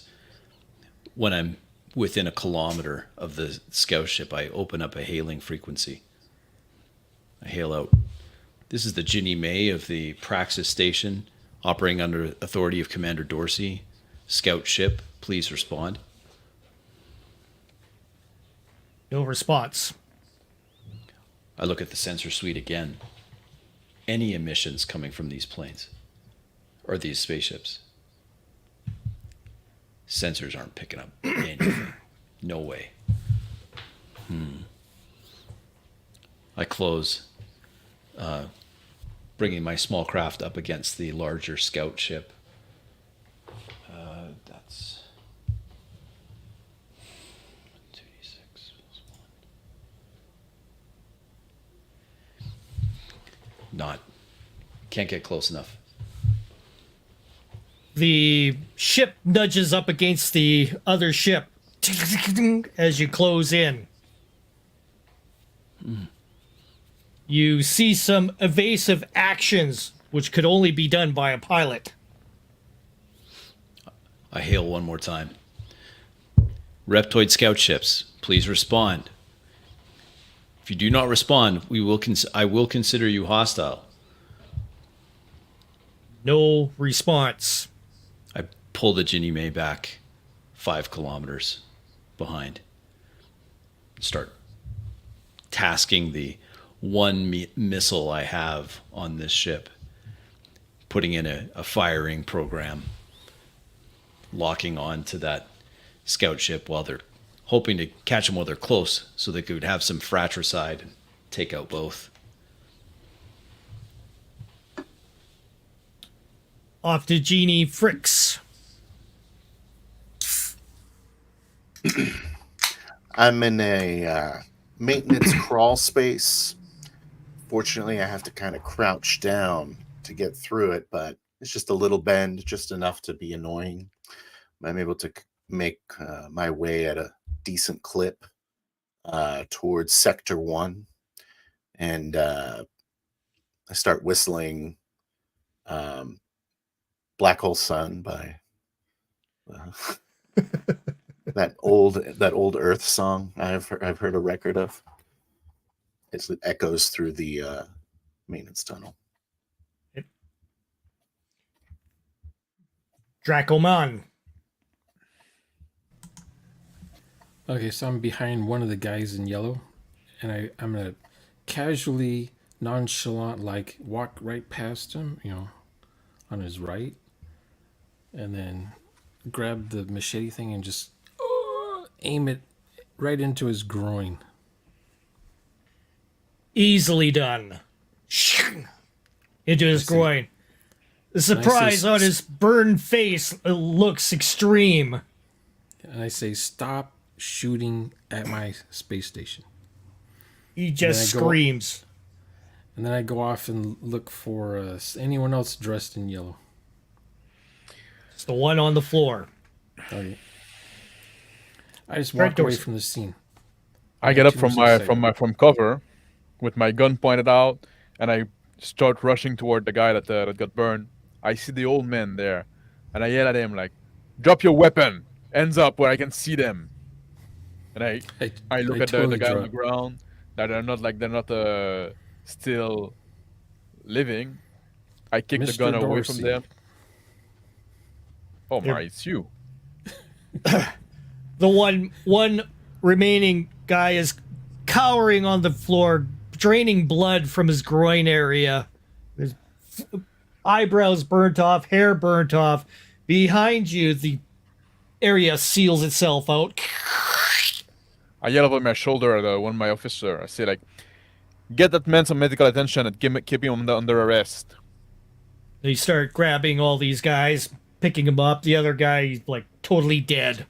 The other 2 officers dead as well. You alright, old man?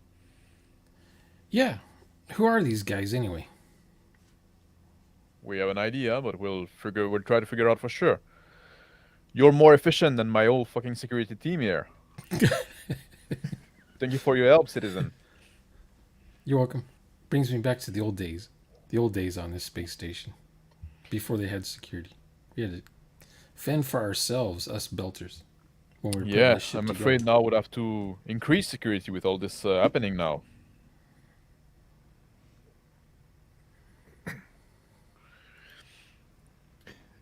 Genie Fricks.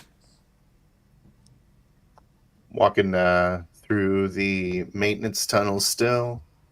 And get up to a hatch that's it's saying the sectors on the wall in stenciled out black numbers. Get to sector 1 and start opening the hatch. Poke my head underneath it, so I'm like upside down. I'm like looking around. Looking for any nasty. You see in this large area, like a cafeteria, 3 simians sitting at one of the cafeteria. One's playing with its food, and the other one's just looking so bored. The other one is like flicking his cup, making it go in a circular motion on the table. Jump down. Coveralls all the way zipped up. Say, hey. They look at you. Oh. Just move on. Over to Anvar. I hear the fire solution complete. A very illegal missile that I asked myself, I wonder if Commander Dorsey will reimburse me for this. This is going to cost a lot.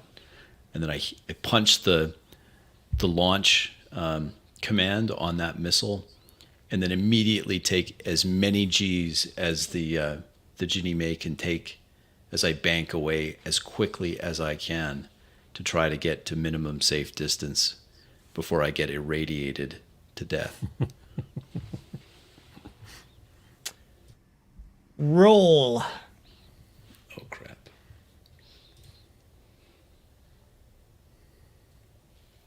That's a 5. The missile launches, and on its way, you see it start disintegrating from the rapid G's that you've pulled.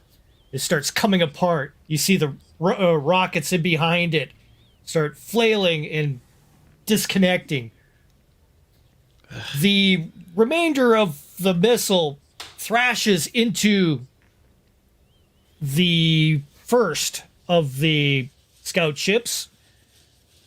Massive rads being radiated off during this interception. And you see the scout ship start wavering and leaves the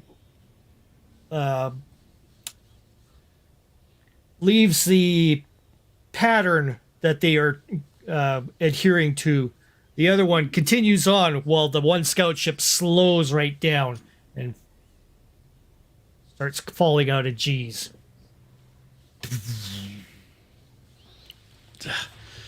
I knew I should have checked that thing more often. Keeping an eye on the one that's losing Delta V, I swing the Ginny May around on an intercept. See what this thing is in. Keeping an eye on the rad counter on the Ginny May.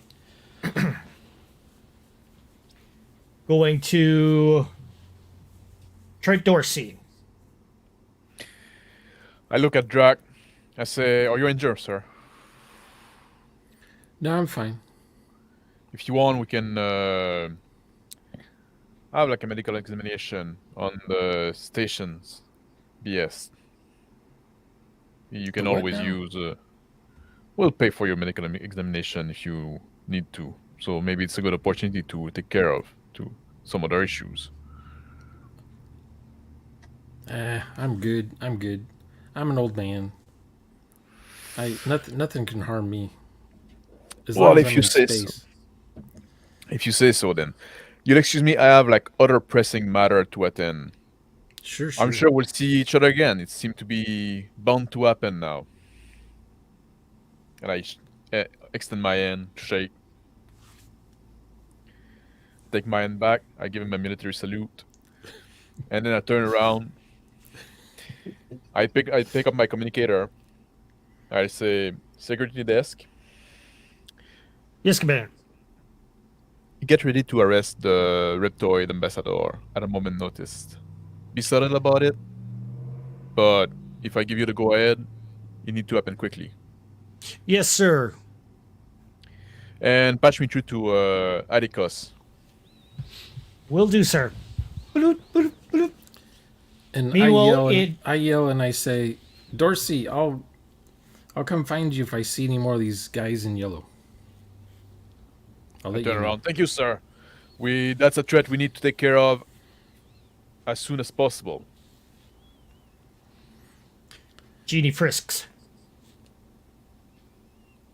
I say, I walk up to the, I got my hands up like this, and walking up to the simians, I'm like, "How's it going? You guys seen Laszlo? Laszlo, you here? Oh, Laszlo looks at you. He's like, Hey, "You can't tell us apart? Humans." Not really. You can bring donuts?" We got some here. He kind of pulls up the box of donuts, puts it on there. Didn't even get to deliver these today. I'm kind of sad. I feel privileged that I get one of them. Walk up to him and eat it. So, "You guys know what Nadia Andrew drawing? Think she's supposed to be meeting with y'all, or?" With us? And by y'all, I mean simians. I don't know if this is another moment of blatant like, racism. They're looking at each other, and they're all shrugging. Never heard of that. All right. But Yeah, just kinda... what's going on? Are we allowed to leave yet? Oh, are you guys being detained here? Oh, well, we're supposed to be stuck here until further notice. The security guards told us.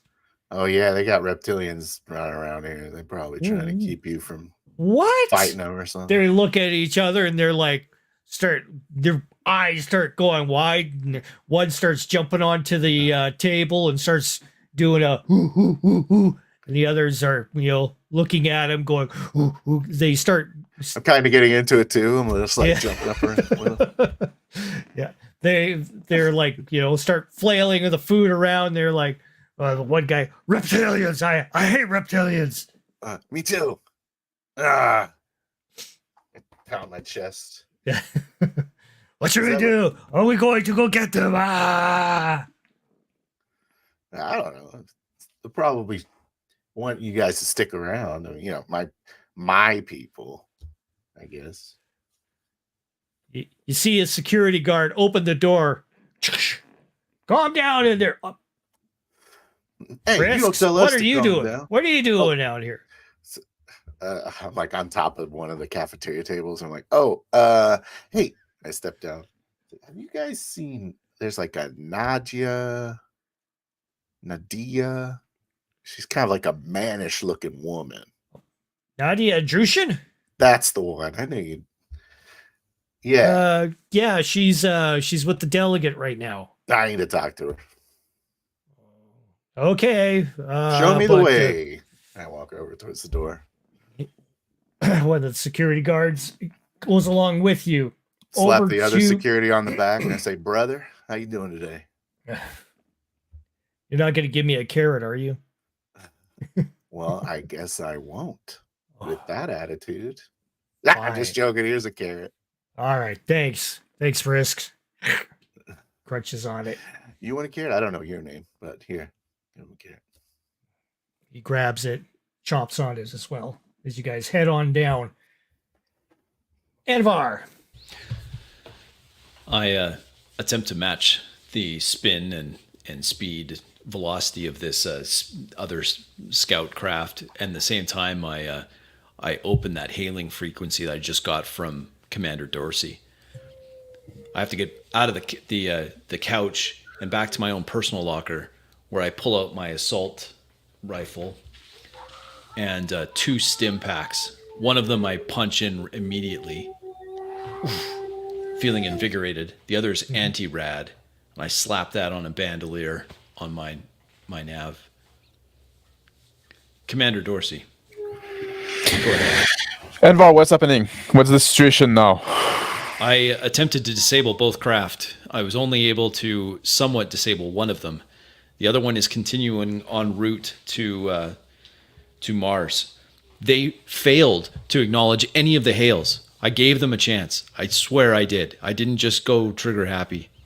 You got any other weapon in that ship of yours? Oh yes, I wasn't going to give up my trusty ACR, but that's the only weapon I had on this ship. I just have handheld weapons now. I'm going to attempt to board this one that I've disabled and try to find out what they're doing. Maybe you can then try to pilot that ship I can to give go it a after the shot. other one. It's a little bigger than what I'm used to, but I Envar, could always try. you're gonna be hailed as a hero or a pariah after that. I won't be able to help you. I'm probably going to take so many rads that I won't last long. Godspeed, my friend. All right, Commander. Out. I cut the link, grab the ACR and an extra mag, slap the extra mag into my bandolier, little pocket in front of my vac suit, check and see how close I am to the scout ship before I try to board. Yep. Closing in, showing 100 meters and closing. Okay.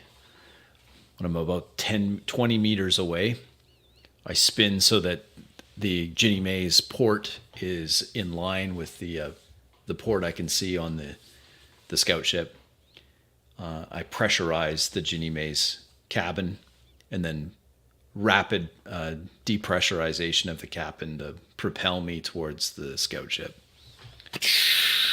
Vac suit. I do have a vac suit. Okay. A 7. Very good. In the meantime, Draco Man. So I make it to this fast food joint. It's like a food court.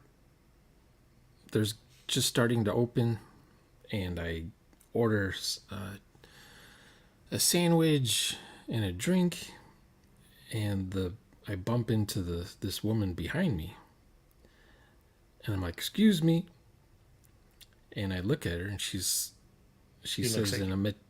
says back in a metallic voice, "Can I help you?" And I was like, "Oh, you're a fembot." And I look at her feet, and sure enough, her feet don't touch the floor. She's using grav skates. And I say to her, I worked on grav skates for a time. Never thought what they'd be used for. And the fembot lady, she's just annoyed as hell. So I just I'm like, okay. I take my tray of food and I go sit down in a corner somewhere. Genie Fricks. Walking down the hallway with these security guards. Security guards with their weapons. Yeah, how far is this? Just two. Yeah, we just got 2 sectors to go. I think Not I too pulled my far. back out. I was just kind of walking down the hallway. Say, did you guys hear about those cultist guys that are killing everybody? Yeah, that situation got it's under wraps there right now. We got a bunch of people coming in for the emergency, and the in the medevac systems I are hope like they're- in full activation now. No, nice. You guys caught one. Awesome. Great job. You know, they're probably trying to kill this Nadia lady. Well, you think? Yep. Pretty Yeah, sure. yeah. Well, we'll take you to her anyways. Shouldn't be Alright. too far. She probably has her own security, though, huh? Oh, most definitely. Shake my head. Trent Dorsey. I'm heading toward the medical crews have come in and they start cleaning up around in the area now that it is secured. Yeah. Numerous of them are working away. I'm quickly heading toward the brigs where they brought the box that the Atticus brought, and I'm calling on my communicator to my agent, my officer, and I told them, try to bring the reptoid to the brigs, but present it as a way. Tell him that there's been an incident, that we fear for his security, that we would like us to come so we can keep him safe in a secure location. Send your men that is the most diplomatic, if you get what I mean, right? Just like sell him that he must not think that he's under arrest. All right, we're sending in Carver. And I'm quickly walking toward the brig. I want to go see this colonel guy. Okay. Anavar. On the hull of the scout ship, when I'm on the hull there next to the hatch, I take out one of my tools from my my mechanics kit, just a spanner. I look for a way to open this hatch.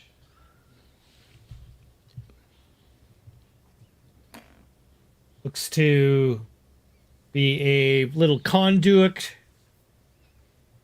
Punch buttons. Okay, here we go. Using my skill in I take the spanner, and instead of trying to loosen things up, I just short it out. Get the electronics there. I put the spanner on it. The many times that I've been shocked by Wires this in there thing. are shorted already. Ah, well, maybe.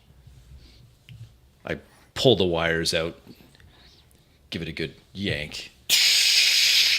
It opens. No problem. I enter. ACR comes up, scanning ahead.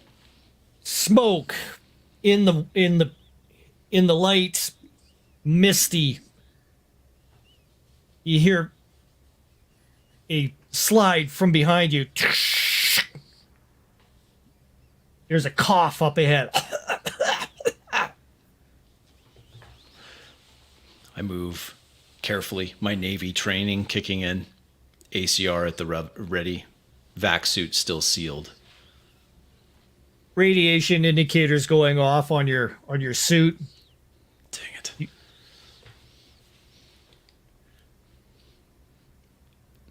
I pull Smoke. I pull the anti-rad stim, jam it into the stim port on my left forearm. Thank goodness I got another one of these on the ship. Still not be enough. I approach the coughing sounds, ACR leveled at the sound. On the floor, you see a figure laying down, reaching out, trying to maneuver its helmet back on, but unsuccessfully drops it. His face moves up and looks at you. His simian features. Simians? I put one round into his brain pan. He goes down. Then swing towards the bridge, or where I think the bridge is, making my way there. Bridge door is open. Enter the bridge, looking for survivors. Nothing. Cockpit empty. Oh boy.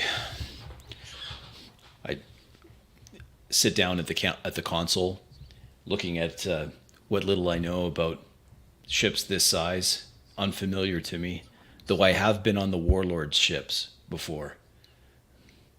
An odd array of displays in front of you. One showing a locking directly towards Cydonia Prime.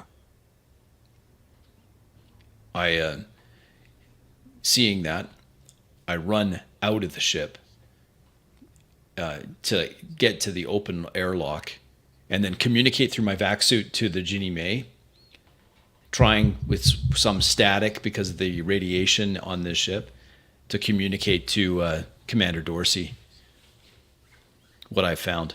It's a simian attack. It's a false flag attack. They're going to try to take out the city on Mars, or one of the cities on Mars, the capital city on Mars, and they're going to make it look like it's the Reptoids, but it's the simians that are involved. Dracomon. So while I'm eating my sandwich, I notice there's dried blood behind my ear. So I must have got hit when that canister exploded. But it seems okay. It's dry. And I'm watching the fembot. She's at the front of the line. She's getting her order. And I noticed they're putting her stuff in a different container. I guess she's a delivery or something, so she has to have it in a container. And then she goes zooming by. Her feet just don't touch the ground. So I'm thinking, oh, that's what they're using the grab skates for. And I get up, and I'm just enjoying my filet o fish. Apparently, that's what I'm eating. It was hard to tell what it was at first, so that's what I'm doing. This person sits right beside you. Ba-dump.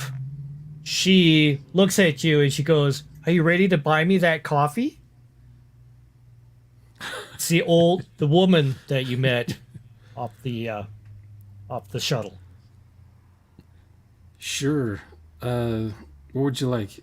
I'm looking at my bank account. It's got like, I don't know, 500 million credits or something in there, and I'm like being a miser and like worried about how much this coffee might cost me. She goes, "Oh, don't worry, I'll get it for you." She goes ahead and gets up, goes off to go grab a couple cups of coffee. Oh wow. This is the way. This is he's all happy. He didn't often have people volunteering to pay for stuff for him. He's not even used to companionship. He's just a loner, you know. And off to Ginny Fricks.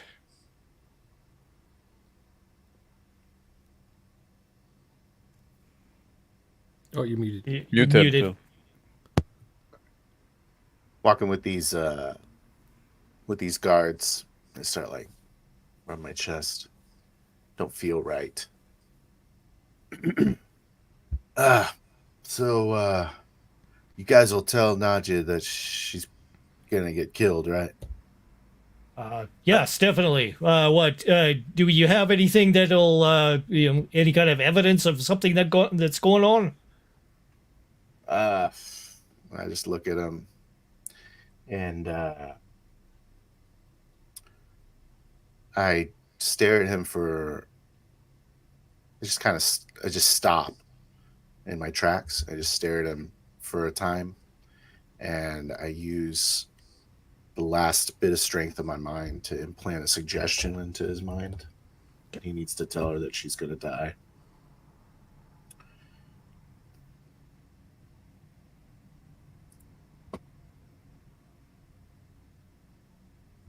I fail. He And, winces I start as coughing. and I fall over. This foam starts dripping out of my mouth. Get a medevac! Yeah, he calls it. Call it. Bring us on, medevac, on the way to sector 1. And I look up and I say, I should have skipped the donut.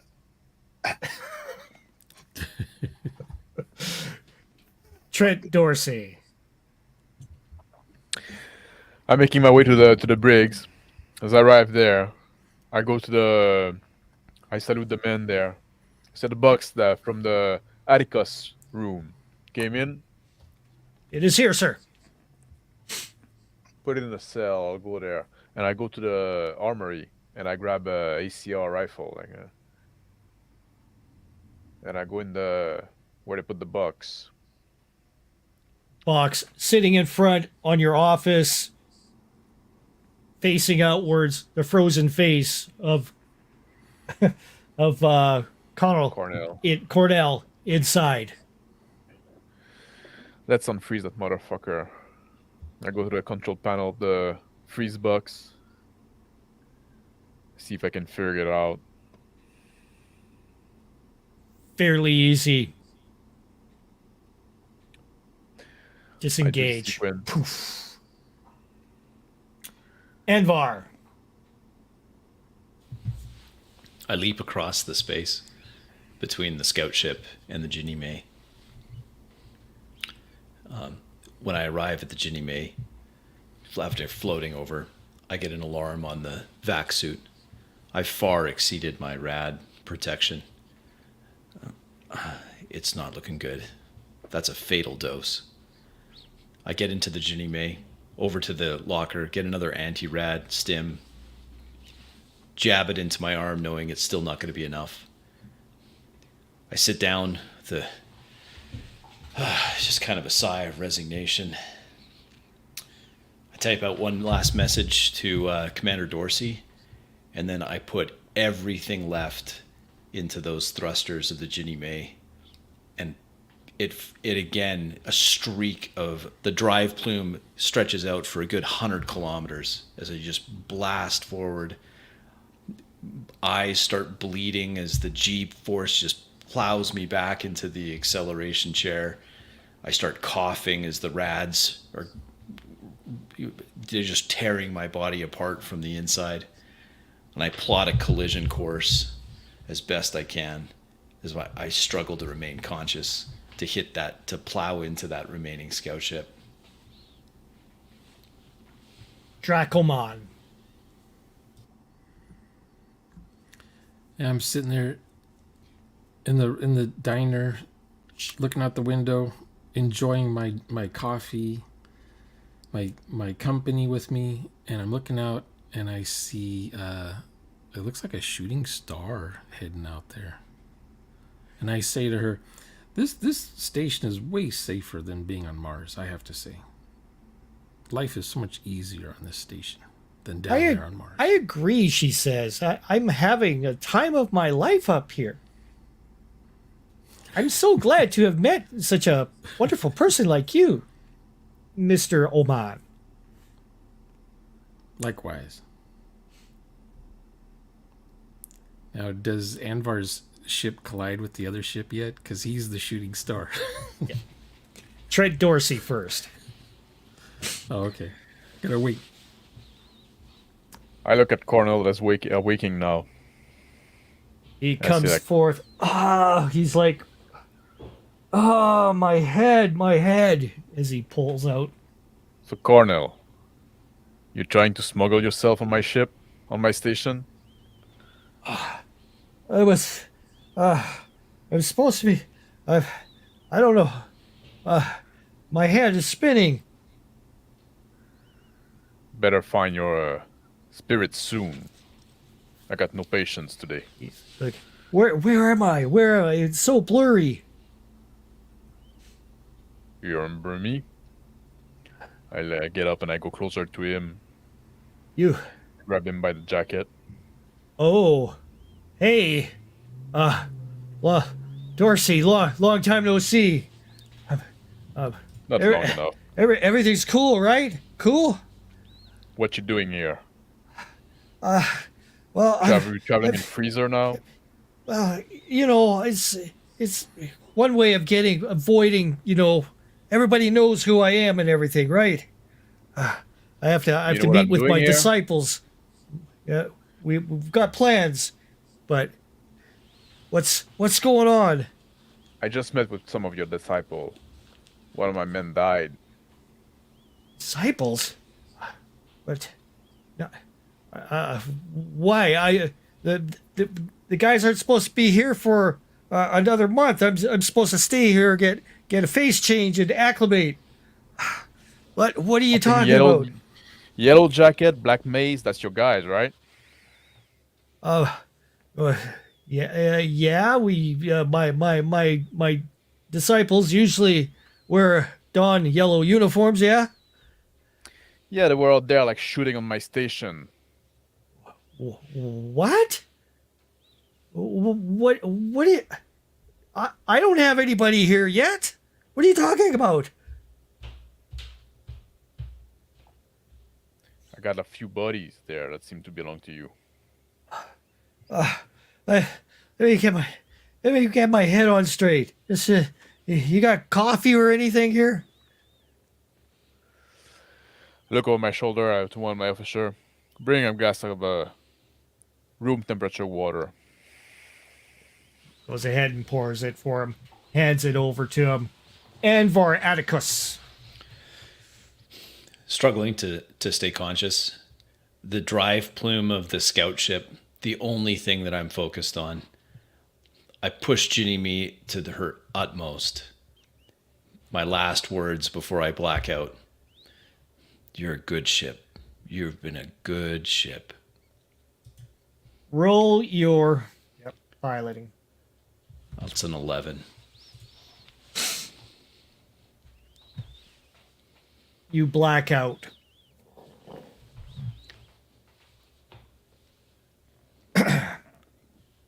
Back to Dracoman.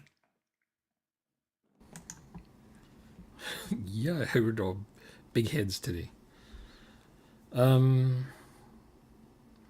just enjoying the view, relaxing. I don't hear any more gunshots. I'm not stressing out about hull breaches or anything for the moment. The woman beside you says, "Oh, look at that." Outside, you see a bright burst. Strange green and blue emission starts billowing out in the distance. That's might pretty out there. Wonder what that is. One of them nebulae. She goes, "It looks beautiful. Could it be falling stars?" I heard if you kiss underneath a falling star, you get your wish. I have not heard that. I have not heard that one. You must be mistaken. Off to Trent Dorsey. I look at my officer. I say, keep an eye on the colonel, and I leave this cell where he is, and I go to where they brought the Riptoid. The Reptoid is annoyed. What is going on? I was going to have such a good time, fun time. And his security around him is just like... Security, put this man under arrest. The Sir, security off. we have seen Reptoid ship heading out to Mars with military-grade warhead material. Unfortunately, we have to keep you here until we can figure out what's happening. This is nonsense. This is nonsense. I'm sure there's no reason to get alarmed, but until we can get confirmation, I have men investigating the situation. We have to get you there. Please, sorry for this inconvenience. He He shakes his head. He looks very annoyed at you. Just goes on all fours, and he's just moving around back and forth. Sir, you have a communications broadcast that has been sent to you, been decrypted. It has suffered a lot of deformation on the message. Where's it from? It's from Atticus. Oh yeah, pass it through. Comes up. Little message showing that he has found Simeon on board. One Simeon. Simeon on Reptoid ship. Are they trying to pass off as a?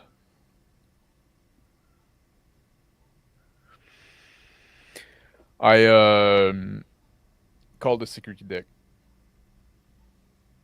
Security deck blares up at the same time. Sir, we have detected a massive explosion off on the port side. How far? 250,000 kilometers away, sir. Fuck. Anvar. Guess didn't make it.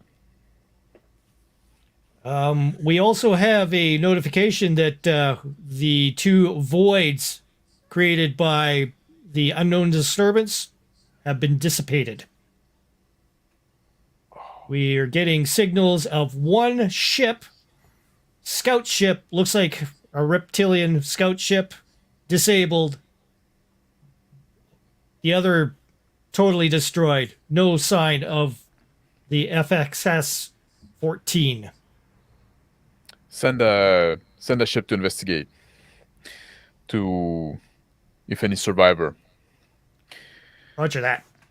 We also raised the security level to red. I'm now thinking we're now putting the station under military order.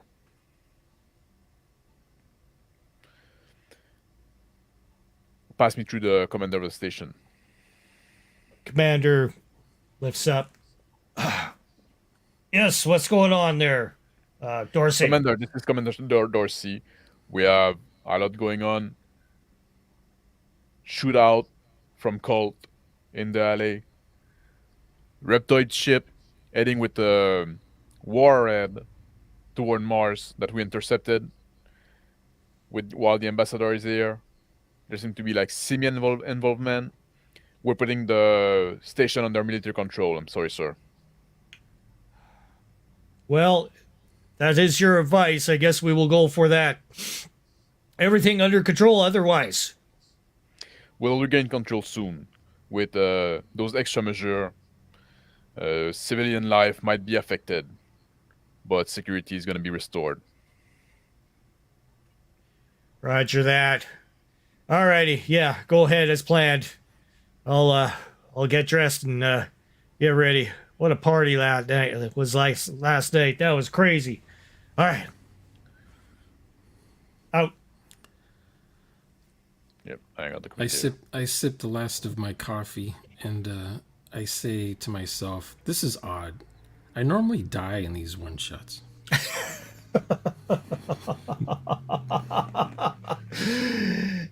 And let's end it right there. Hey, We may as well. We're at the 4-hour mark already. Come on back in, guys. Hello. That was whack. That was fun. Wiggity whack. That was whack, man. It was whack. But was Yeah. it a good whack? I think it was. Absolutely. I like how we, like me and Phil never never met, right? Right. Yeah. Right. But I think it was interesting, and like all section was interesting, and all those cross section and stuff like that. There was always stuff happening. A lot happening, though. It was like Some Pulp of it has not Fiction. been resolved. Yeah. It was like Pulp Fiction. Yeah, different Yeah. things going on. How did you guys feel about the spread between the players having 4 players instead of just the regular 3? Oh, I think that worked well, and I like how you kept like going from scene to scene. Like I think you had a good rhythm on that, right? Yeah, I was trying real hard to kind of keep on a rhythmic. I had to go kind of onwards a little bit for a bit there, but Yeah, because sometimes we're doing like stuff together, right? So, yeah. So yeah, a little bit of adjustment. So not bad for I barely had any kind of notes. The only thing I had was some stuff about the Mid-Journey art. different NPC characters involved. You know, Cornell, all of them, Commander. A lot of it was made up along the way. You know, you guys bringing in the other characters as you came along and introducing them. So it was a lot. It was a fair bit of guesswork for me to see where you were going with some of the characters. That's for sure.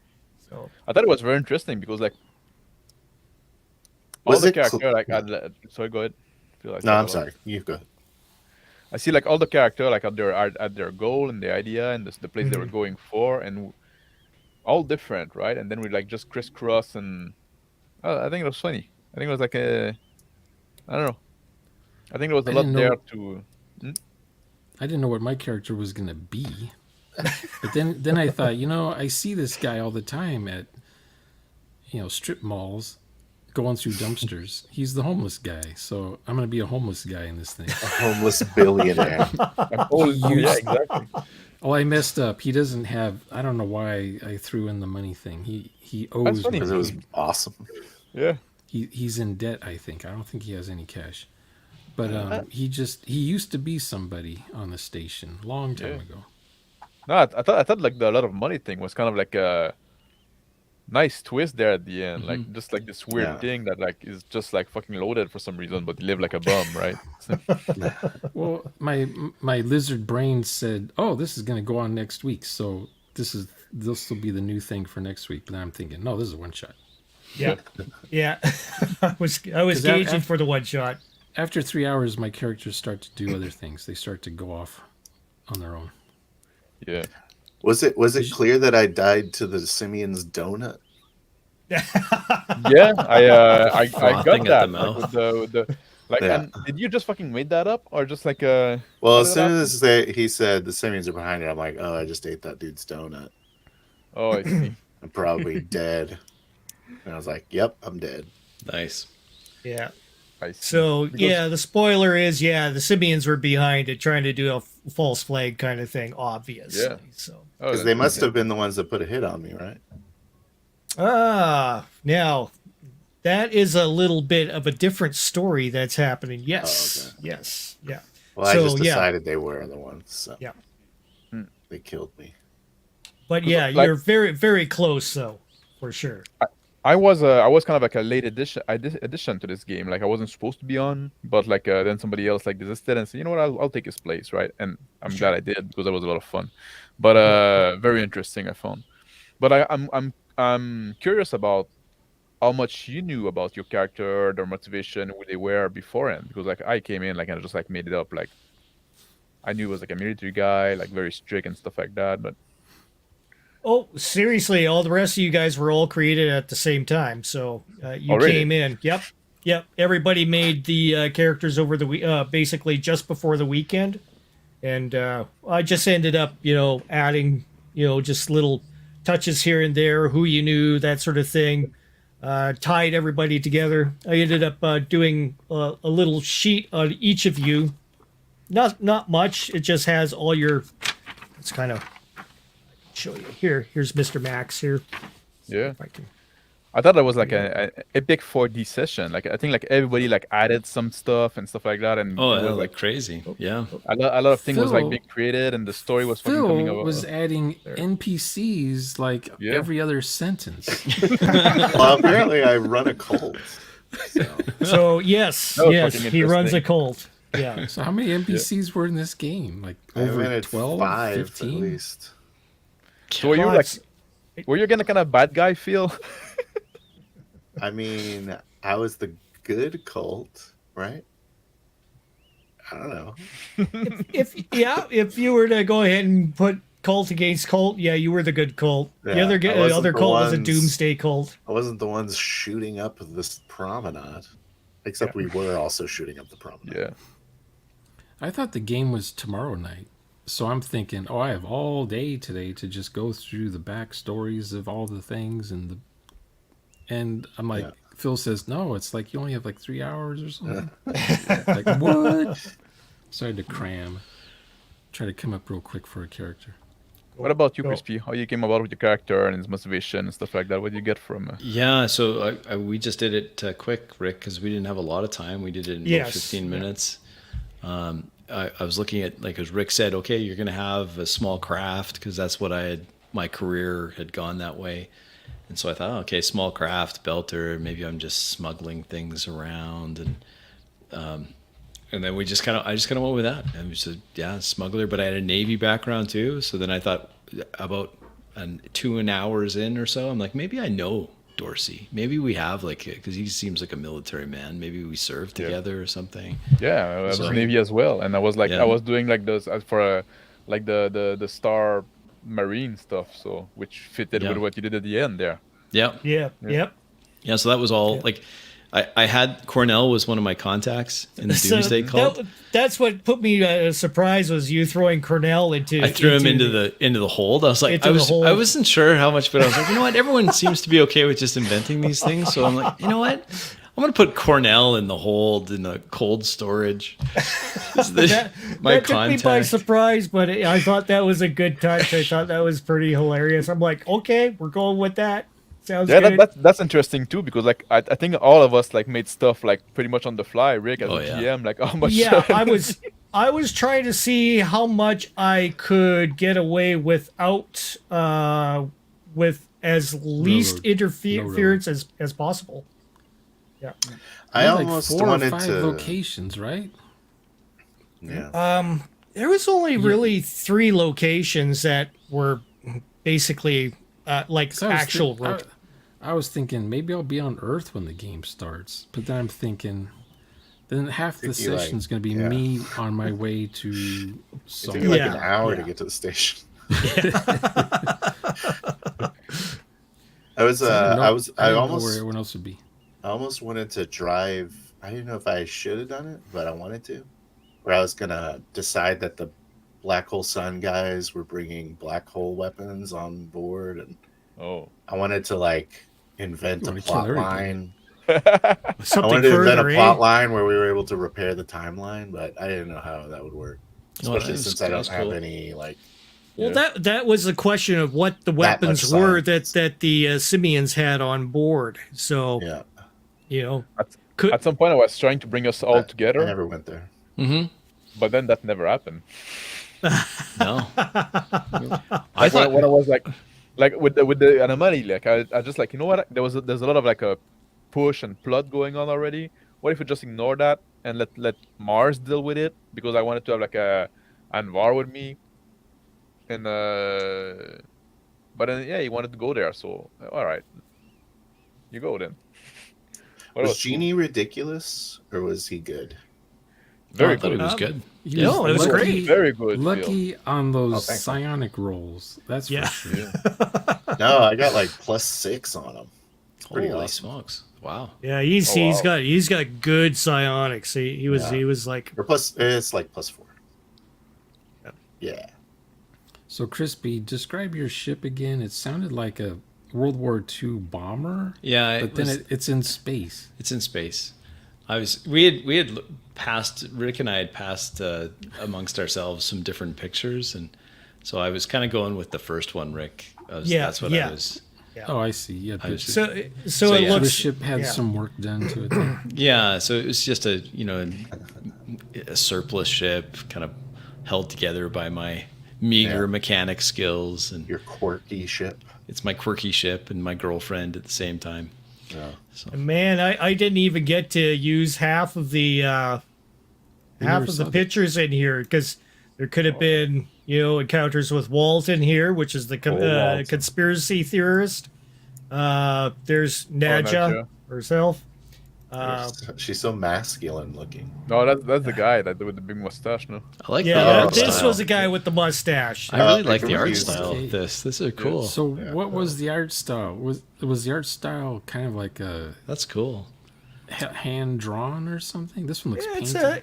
a illustration by. That's really cool. I yeah. like it. Oh, that's right. You're Isn't picking Cornell the artists. singer Yeah, of Black I used a couple artists. Garden? Yeah, Chris Cornell. Chris Oh, Cornell. okay. Yeah, I was I thinking. just made the Okay. link now. Yeah.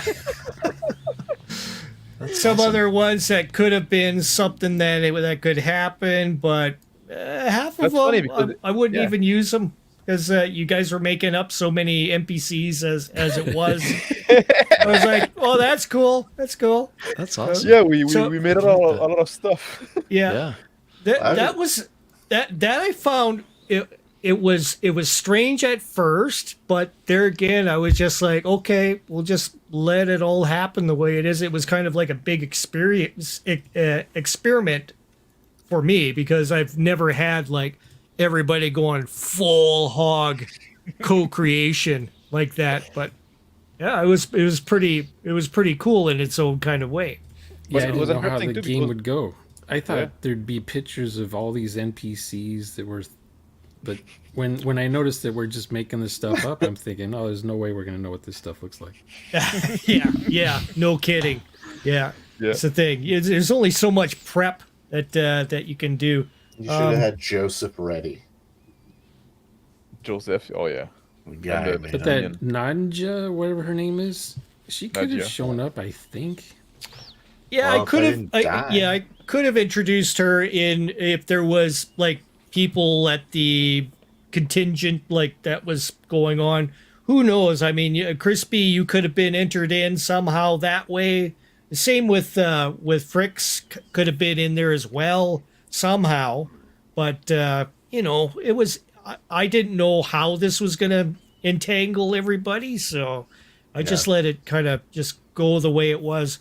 Everyone kept saying to me, "Hey, you're a drug dealer with psychic powers." And I'm like, "What are you talking about?" Yeah, I I gotta know. go now. I know. And I was like, wait, Bye. he's not my contact. Who's my contact? Cornell, you lied to me. But And then I kept Cornell. on I kept on doing this Reptoid thing. Because one of my contacts was Korgar, the warlord. Who And so is, I kept yeah. on sending that out because I'm like, okay, well, my motivation is to try to get more product that I can sell because he's my source. Yeah. But anyway, it didn't work out. that we could have went that way as well, like with So, if you didn't yeah. do with the anomaly and stuff like that, right? Just like, I thought for sure we were going to go PvP for like half of the session. I thought it was going to be Genie is going to melt my brain or you know, Max's character is going to put me in the slammer. I didn't was mean to put a cool. hit on you, but I was. That was cool when Jeannie passed the test and you started saying what you're thinking out loud, kind of thing, Yeah. for him to know. That was cool. Yeah, Yeah. yeah, that worked. Yeah, that did Yeah. work. And that was good. That was a good part. but that's the thing too. Like with all our character, like not knowing each other, or sometimes like knowing each other from the past and stuff like that. But like not starting together, not being a party that work together, all having our own motivation. I thought it was very interesting, and it was like a bit chaotic because we were like putting on our side and doing our own stuff. But I think we managed it pretty well, to be honest. Yeah. Yeah, this is the first game I've been in a while where I did not know what the other characters would be. Yeah. Now, Phil wanted to say, "Hey, you want to know about my character?" I'm like, "No, I don't want to know." Because then everyone had to tell me what theirs is. I don't want to know what just one character is, you know. Yeah. Yeah. So that was The only cool character finding I out didn't know as that we was went. Crispy. Yeah, I actually really like that. I like not knowing what the other characters were because then when I was listening to your turns, I was like, oh, I have a chance to discover what these other characters are. Yeah. So Max, did you not know I was psychic the whole time until I said I was psychic? I Did you guys knew.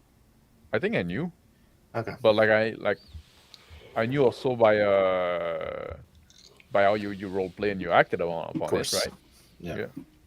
It was like, but like I said, like I didn't get to meet your characters. Yeah, that's true too. Yeah, yeah. I saw Phil make his character, so I knew he had psionics, but I was thinking, oh, yeah, whatever, he's psionic, whatever, boring. I didn't Well, think that he was gonna be one of legitimately those rolled, psionics. by the way. Nice. Yeah, and I, at some point, like when I was trying to get like give reason to get people together and stuff like that, that's why like I went like, oh, do we have any like psionics on board and stuff like that? And I was saying, well, because like people acted like people knew that I know feel everybody in their power, mom right? anyway. It's like, Yeah.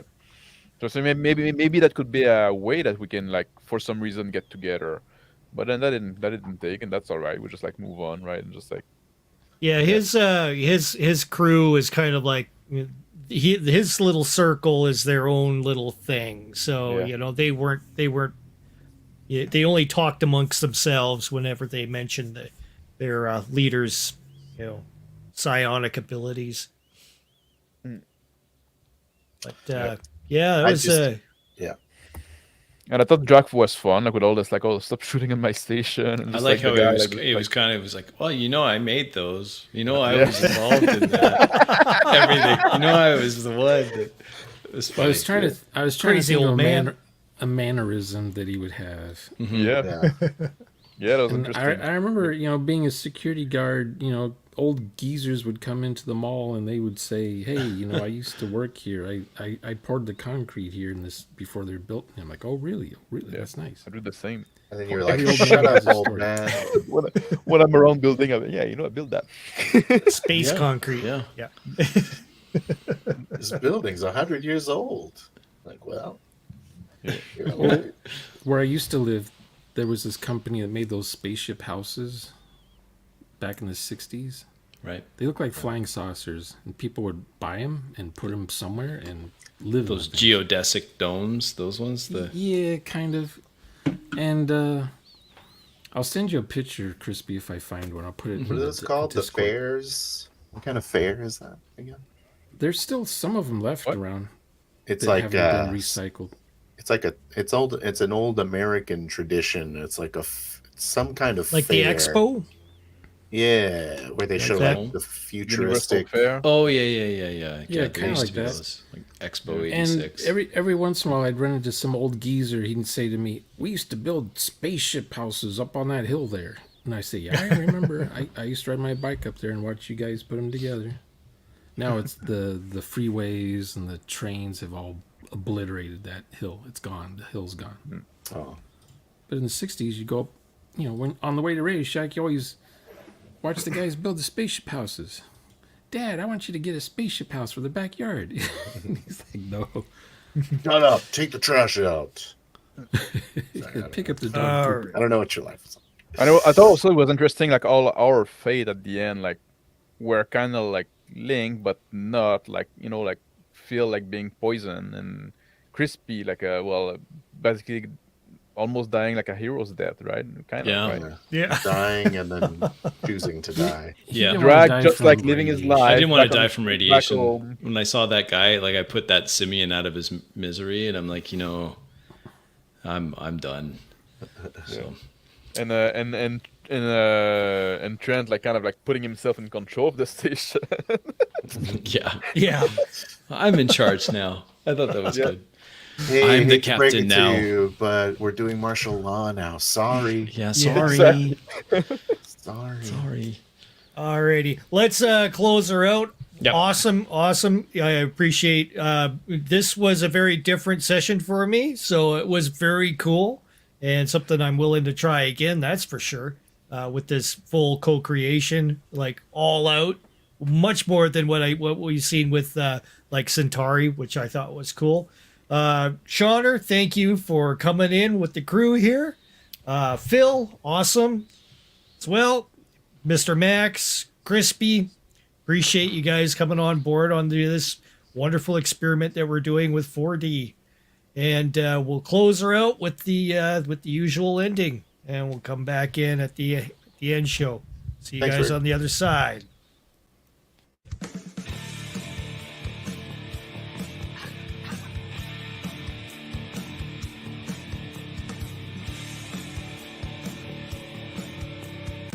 Alright, if you made it this far in the video and you feel like you want to go ahead and punch that subscribe button, we're learning stuff, I'm learning stuff, let's all learn together.